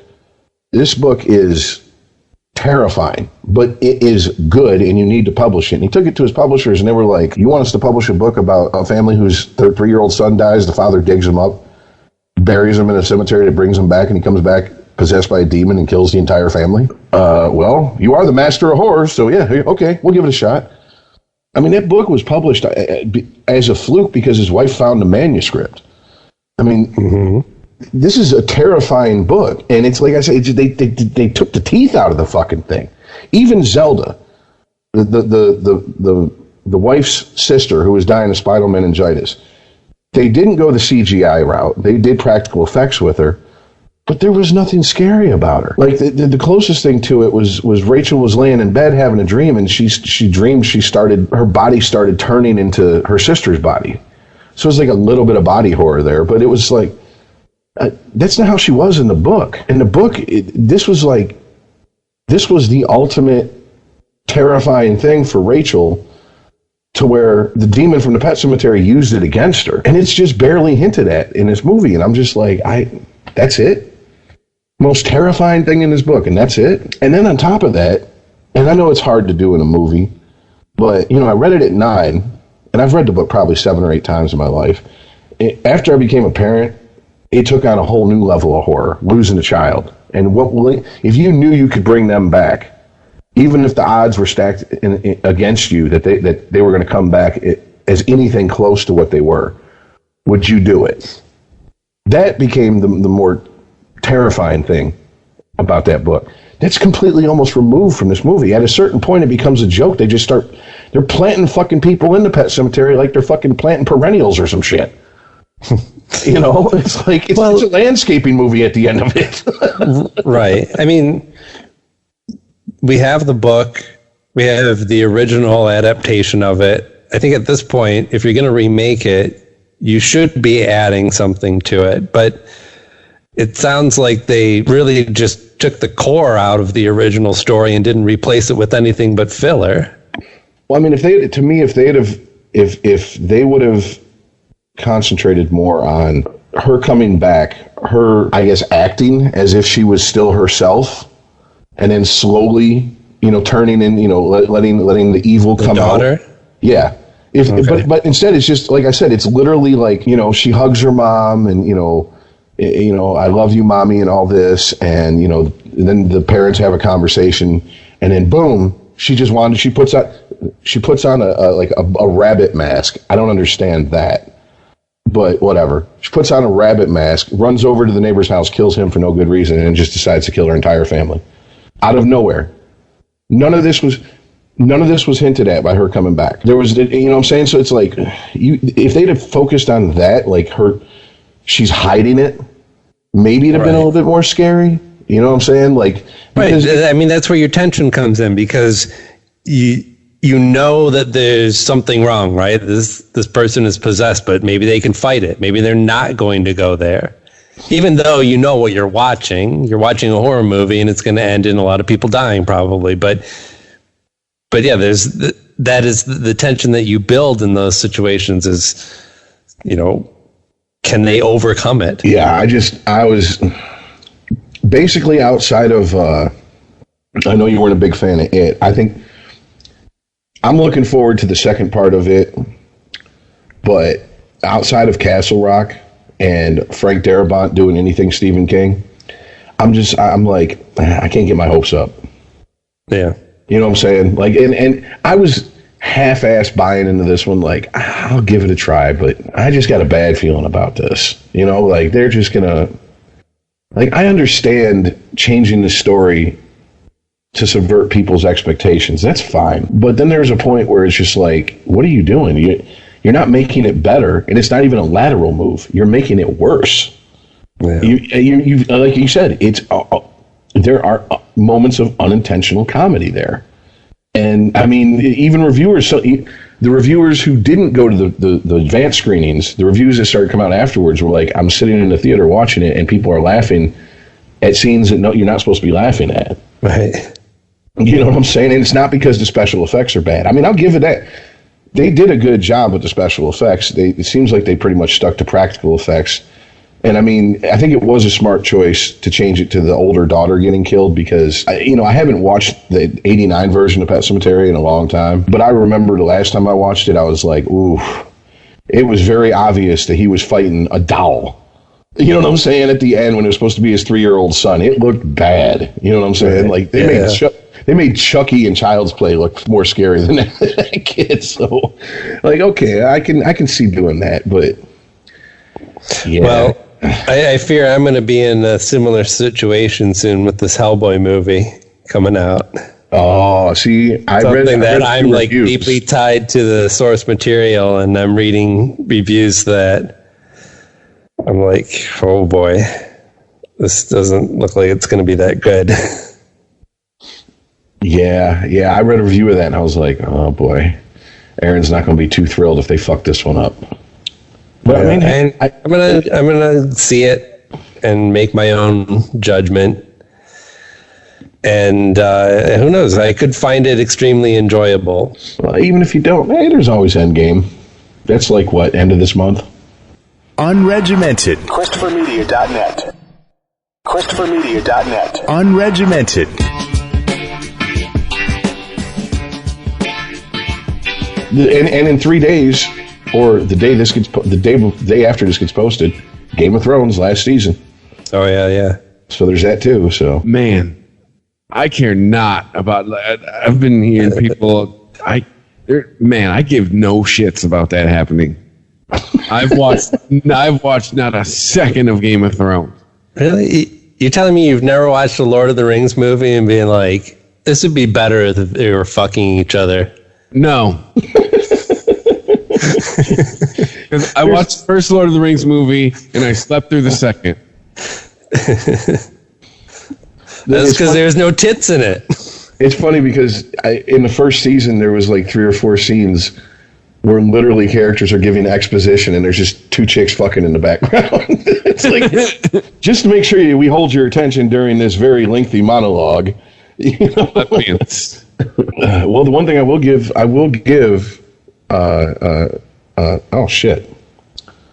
Game of Thrones credit for, they had a brain fart there for a sec, is all the prostitutes got bush, so it seems like that's realistic. I don't think they were shaving it. I know it's not Earth. I mean, they're Merkins, but yeah. Well, yeah. But, I don't think they were, I know it's not Earth in medieval times, but it's supposed to be like that type of setting. I don't think hey, let me see your dagger. I got to shave real quick. I don't think that was pretty prominent. So, oh God. Did you see that Disney released details on their streaming service? No, and how much is that going to fucking get? Hey, have we finally given up the fact that like cutting the cord is now just as expensive when you get all these streaming services as getting cable? Oh yeah, because that was supposed to be the selling point of that. It's going to be cheaper. No, I think I'm still spending less than I was.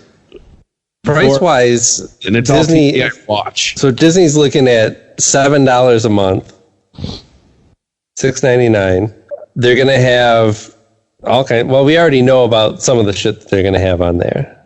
The Mandalorian, the other post New Hope, pre Rogue One series. Yeah. They've already announced the Scarlet Witch and Vision series, which they announced the title of, and it's called WandaVision. Are you serious? Yep. I don't know who the fuck is naming these. The Falcon and Bucky show is going to be called The Falcon and the Winter Soldier. Well, I mean, that's better than WandaVision. I mean, better than WandaVision, but yes, I don't know who the fuck is naming these shows, but they should be fired. They announced this week there's going to be a Hawkeye show, and there's rumors of Alan Alda? Of Jeremy Renner being joined by probably a younger female that would be the Kate Bishop version of Hawkeye. So wait a minute, they're getting the actors from the movies on these shows, right? Yep. Okay. They're going to have every single season of The Simpsons on there. They're going to have every single Pixar movie and short on there. There was more Marvel stuff too. They're doing a What If animated series. That could be cool. The first of which is going to be a story about Peggy Carter. What if she got the super serum and Steve Rogers remained skinny? Becomes an accountant. No, he ends up liking porn where chicks yell at him about being small and puny and unable to satisfy him. He leans into it. Oh shit! Well, see, that's the thing that worries me. It's like Disney has so many, intellectual properties now that they got ownership of or whatever. Mm-hmm. It's like, is it going to be like Disney and then like Hulu's going to just be, or not Hulu, but Netflix is just going to be, because I know that they canceled all their Netflix series, like all the Marvel Netflix series. They're like, nope, you're done. Yes. Yeah. We're taking those back. Thank you. Right. So I'm wondering, like, if Netflix is just going to be Netflix movies, original content, and 20-year-old movies that we've seen 10 million times, no one really gives a shit about type things. But then the prices are going to continue to go up, because if they're going to continue to Netflix is going to pump out this original content and not just go with pre-made content, one follows the other. You're going to have to pay more, because as they get bigger and bolder with their series, they're going to have to compete with shit like, a Game of Thrones that spends a couple, million per episode? Easily, no problem. And I mean, these streaming services are going to be like, for $50 a month, you can have the Disney streaming service. Okay, so, and then how much is Netflix? Let's say it's 20. Right. Hulu is what, 30? Might as well get Netflix. Oh, no. Well, I mean, but what I'm saying is, if the shit keeps going like that, I mean, no, because you have actual competition, right? I mean, the difference here is that, in many areas in the U.S., you can get maybe 2 different cable providers, and some of them you only have one option, and so you pay the rate that they ask because you don't have a lot of choice. When you have competition, even though everyone, if you want to watch everything and be up on all your water cooler conversation, then you're going to have all the access to all the major streaming stuff. But you can still bounce around. Right? I think there's still going to be people that go, oh, I'm just going to get Netflix because this show came out that I really liked. It's all on there all at once, so I can just binge watch it in a week and cancel my subscription. I still got the rest of the 3 more weeks to watch whatever I want on there and subscribe to something else. Subscribe to Disney when they release their Star Wars series, and I can watch that. So there's still going to be competition for those constant subscribers. And I think those are going to continue to keep the prices relatively low. But yeah, I mean, if you actually wanted to pony up for every streaming service that's out there right now, absolutely, your bill will be higher than a cable bill. Yeah, but also too, for me, the issue was when I dumped cable. The issue really was more. I was paying for so much TV I didn't watch. Essentially, I was watching 40 channels, and I was paying for 100 plus. With the streaming services, it's all generally it's stuff we watch, and then Dude, if we don't use it, we cancel it. It's more bang for the buck, I guess. Like I know I'm using it. Well, and it's being part of a monopoly that shot themselves in the foot. I mean, they had to put out the DVR because people were demanding it, right? This is a technology that's available. And if you don't want to lose customers of TiVo, then Comcast is going to have to start providing DVRs. But they never really perfected it, right? The search function for anything was always horrible. You're never even guaranteed that it's going to record it at the right time or that it's not going to be corrupt or something. I mean, I used to have so many problems with my DVR back in the day. And, you have to actually know when it's going to come out and make sure that you set it to record ahead of time. I mean, why wouldn't I just get Netflix where I can just go, it's got the show, I don't have to worry about setting it to record or wondering if I have it downloaded or anything. It's just right there when I need it. Well, did I hear you correctly when you said they're going to release the Disney streaming service is going to release all the Pixar movies, all the Disney movies? Not all the Disney. Oh, okay. All of the Pixar, they're talking about 18 movies to start, I guess, over the course of the first year. All of the Pixar movies will be available. They're probably going to rotate through their main Disney library, much like they've always done. And then, there's going to be they're talking about a bunch of original movies, original series, like 25 different original series that they're going to produce. So the amount of content that they're throwing at this is no joke. Well, my question is, are they going to have Song of the South? We're going to be able to watch Uncle Remus? Or are they going to bury that and be like, shh, that didn't happen? No, they're going to redo it with James Gunn.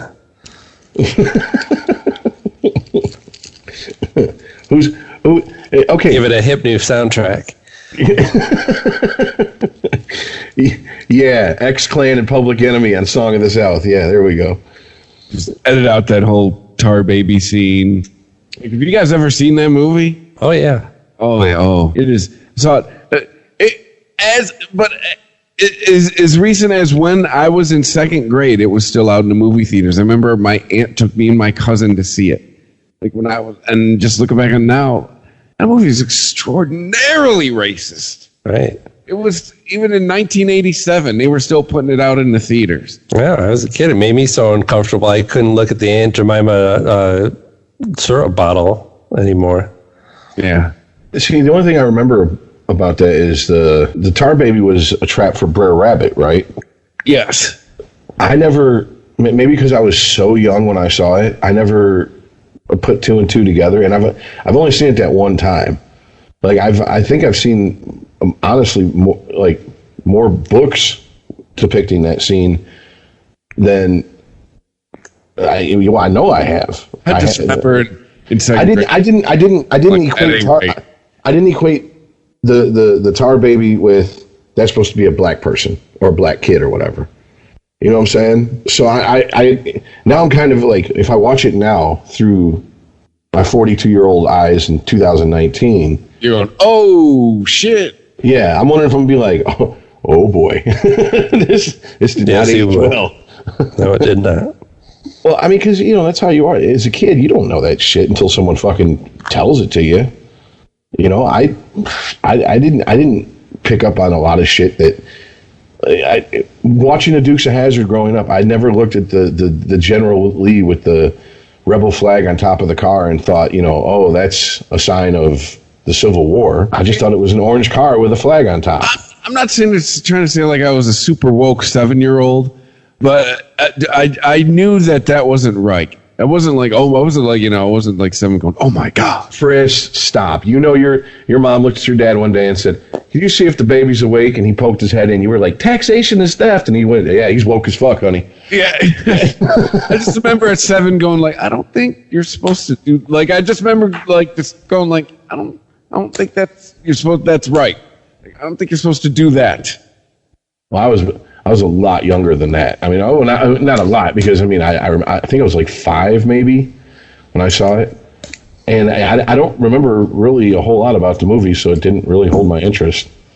But then again, I was never big into Disney animation as a kid. It just didn't do much for me. And but what's funny too is Disney. You go to Disney World. I don't know. Last time I was there, I was 10. Things probably changed. But they got Zippity Doo Dah all over the place. That is the movie where that song is from. Last time I went was 90. That song.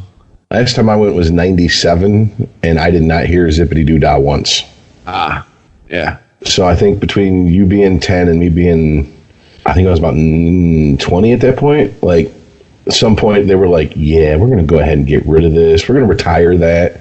You know how they put like their movies in the vault, like we'll never release it again, and that type shit. Like they probably had something like that, and they did it real quietly. Yeah, and let's never speak of this again. Well, I mean, you got to think. The vault. I mean, you got to think. Like Disney has made a pretty radical change from its early days to from its Nazi beginnings. Yeah, pretty much to like holding Gay Pride Week at Disney World and Disneyland and shit. You know what I'm saying? Like to the point where the Southern Baptists were like, "We're going to boycott," and Disney was like, "We don't give a fuck." It's just like, you know how much money gay people got? Cool. Yep. Your boycott. Disposable income. No children. They got no kids. They spend lots of money. But yeah, it's been quite a radical change. So I mean, that's another one of them cases of like, when people try to call Disney out, I'm like, yeah, but you're calling a Disney out that doesn't exist anymore. You're calling a Disney out that hasn't existed for quite a while. Like they follow the money now. I doubt anyone there is like, that's how come I have such a hard time when people were like, this movie's pandering to these people. Of course it is. If they think they can make a buck off it, they pander to you all the time. Are you too stupid to notice that? Didn't they go 25 years between white princesses? Wasn't it between like Belle and Elsa? There was none of the Disney princesses were white.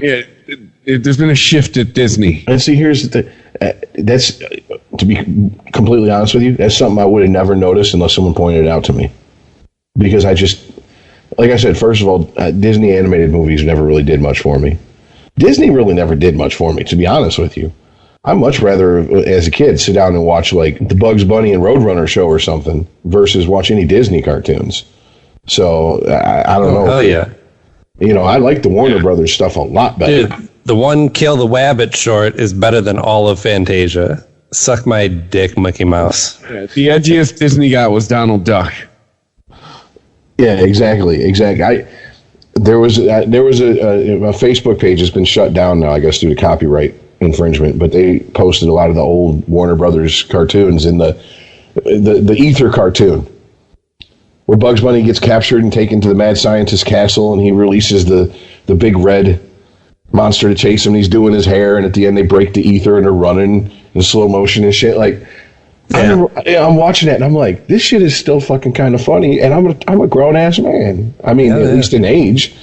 I don't know about maturity, but I'm like, this shit's it's still kind of amusing. I try to watch anything on Disney, and I'm just like, this is stupid. Bitch ass. Like lowest common denominator. I don't get it. And Goofy's a bitch ass. My friends that have like 10, 11, 12, 13-year-old kids who you go to their house and the whole house is the Disney Channel on 24/7, I really don't get that shit. Because I'm just watching these shows like, this makes Family Matters look like The Sopranos. This is fucking horrible. You should be ashamed you let your child watch this fucking dreck. Seriously. Like, not that it's kids programming either. It's just bad. I mean, it makes Saved by the Bell look like, North versus South miniseries or something. Like, Dave Coulier look like Mitch Hedberg. Yes. What was the line from the Man Show? I'd rather pack my rectum full of M80s and squat over a flaming hibachi than to watch this abortion. That's exactly how I feel when I see the Disney Channel. That was circle jerk with my dad and grandpa. My grandpa didn't watch this movie. Oh, those Adam Carolla lines, they're gold. All right. This is what we call it, on a good note, before we end up going down a deep, dark hole again. Yeah, well, I mean, circle jerking with your dad and your grandpa's pretty dark, but I mean, it's funny. Right. It's the spirit of humor. Especially since both mine are dead. I guess I'm finishing first. What's that? Hey, sorry, Gramps. Sorry, Dad. When are y'all going to eat that cracker? Yeah. But yeah. So anyway, you know what I like? We didn't spend a lot of time on Trump this week. So it's always a good week when you don't spend a ton of time on Trump. So thanks everybody for listening. We are on Twitter at UnregimentedPod. You can always drop us an email, unregimented@ChristopherMedia.net. Check us out every Saturday on Spotify, Apple Podcasts, Google Podcasts, ChristopherMedia.net. Welcome new listeners. Thank you, old listeners. And we'll see you next week. See ya. All right, later, guys.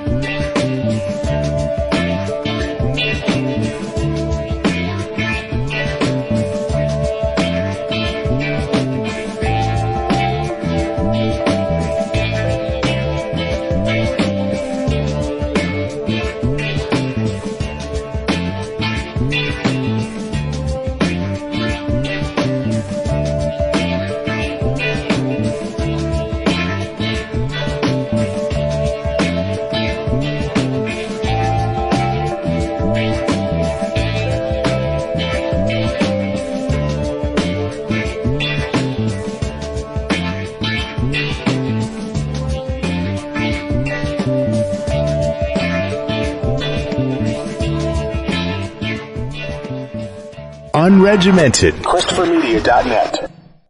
ChristopherMedia.net. If you like this show, please tell a friend. Please make sure to rate and comment on all your favorite Christopher Media shows. Please follow us on Twitter and like and share us on Facebook. You can subscribe to all ChristopherMedia.net shows for free on ChristopherMedia.net. Thank you for listening, and thank you for visiting ChristopherMedia.net.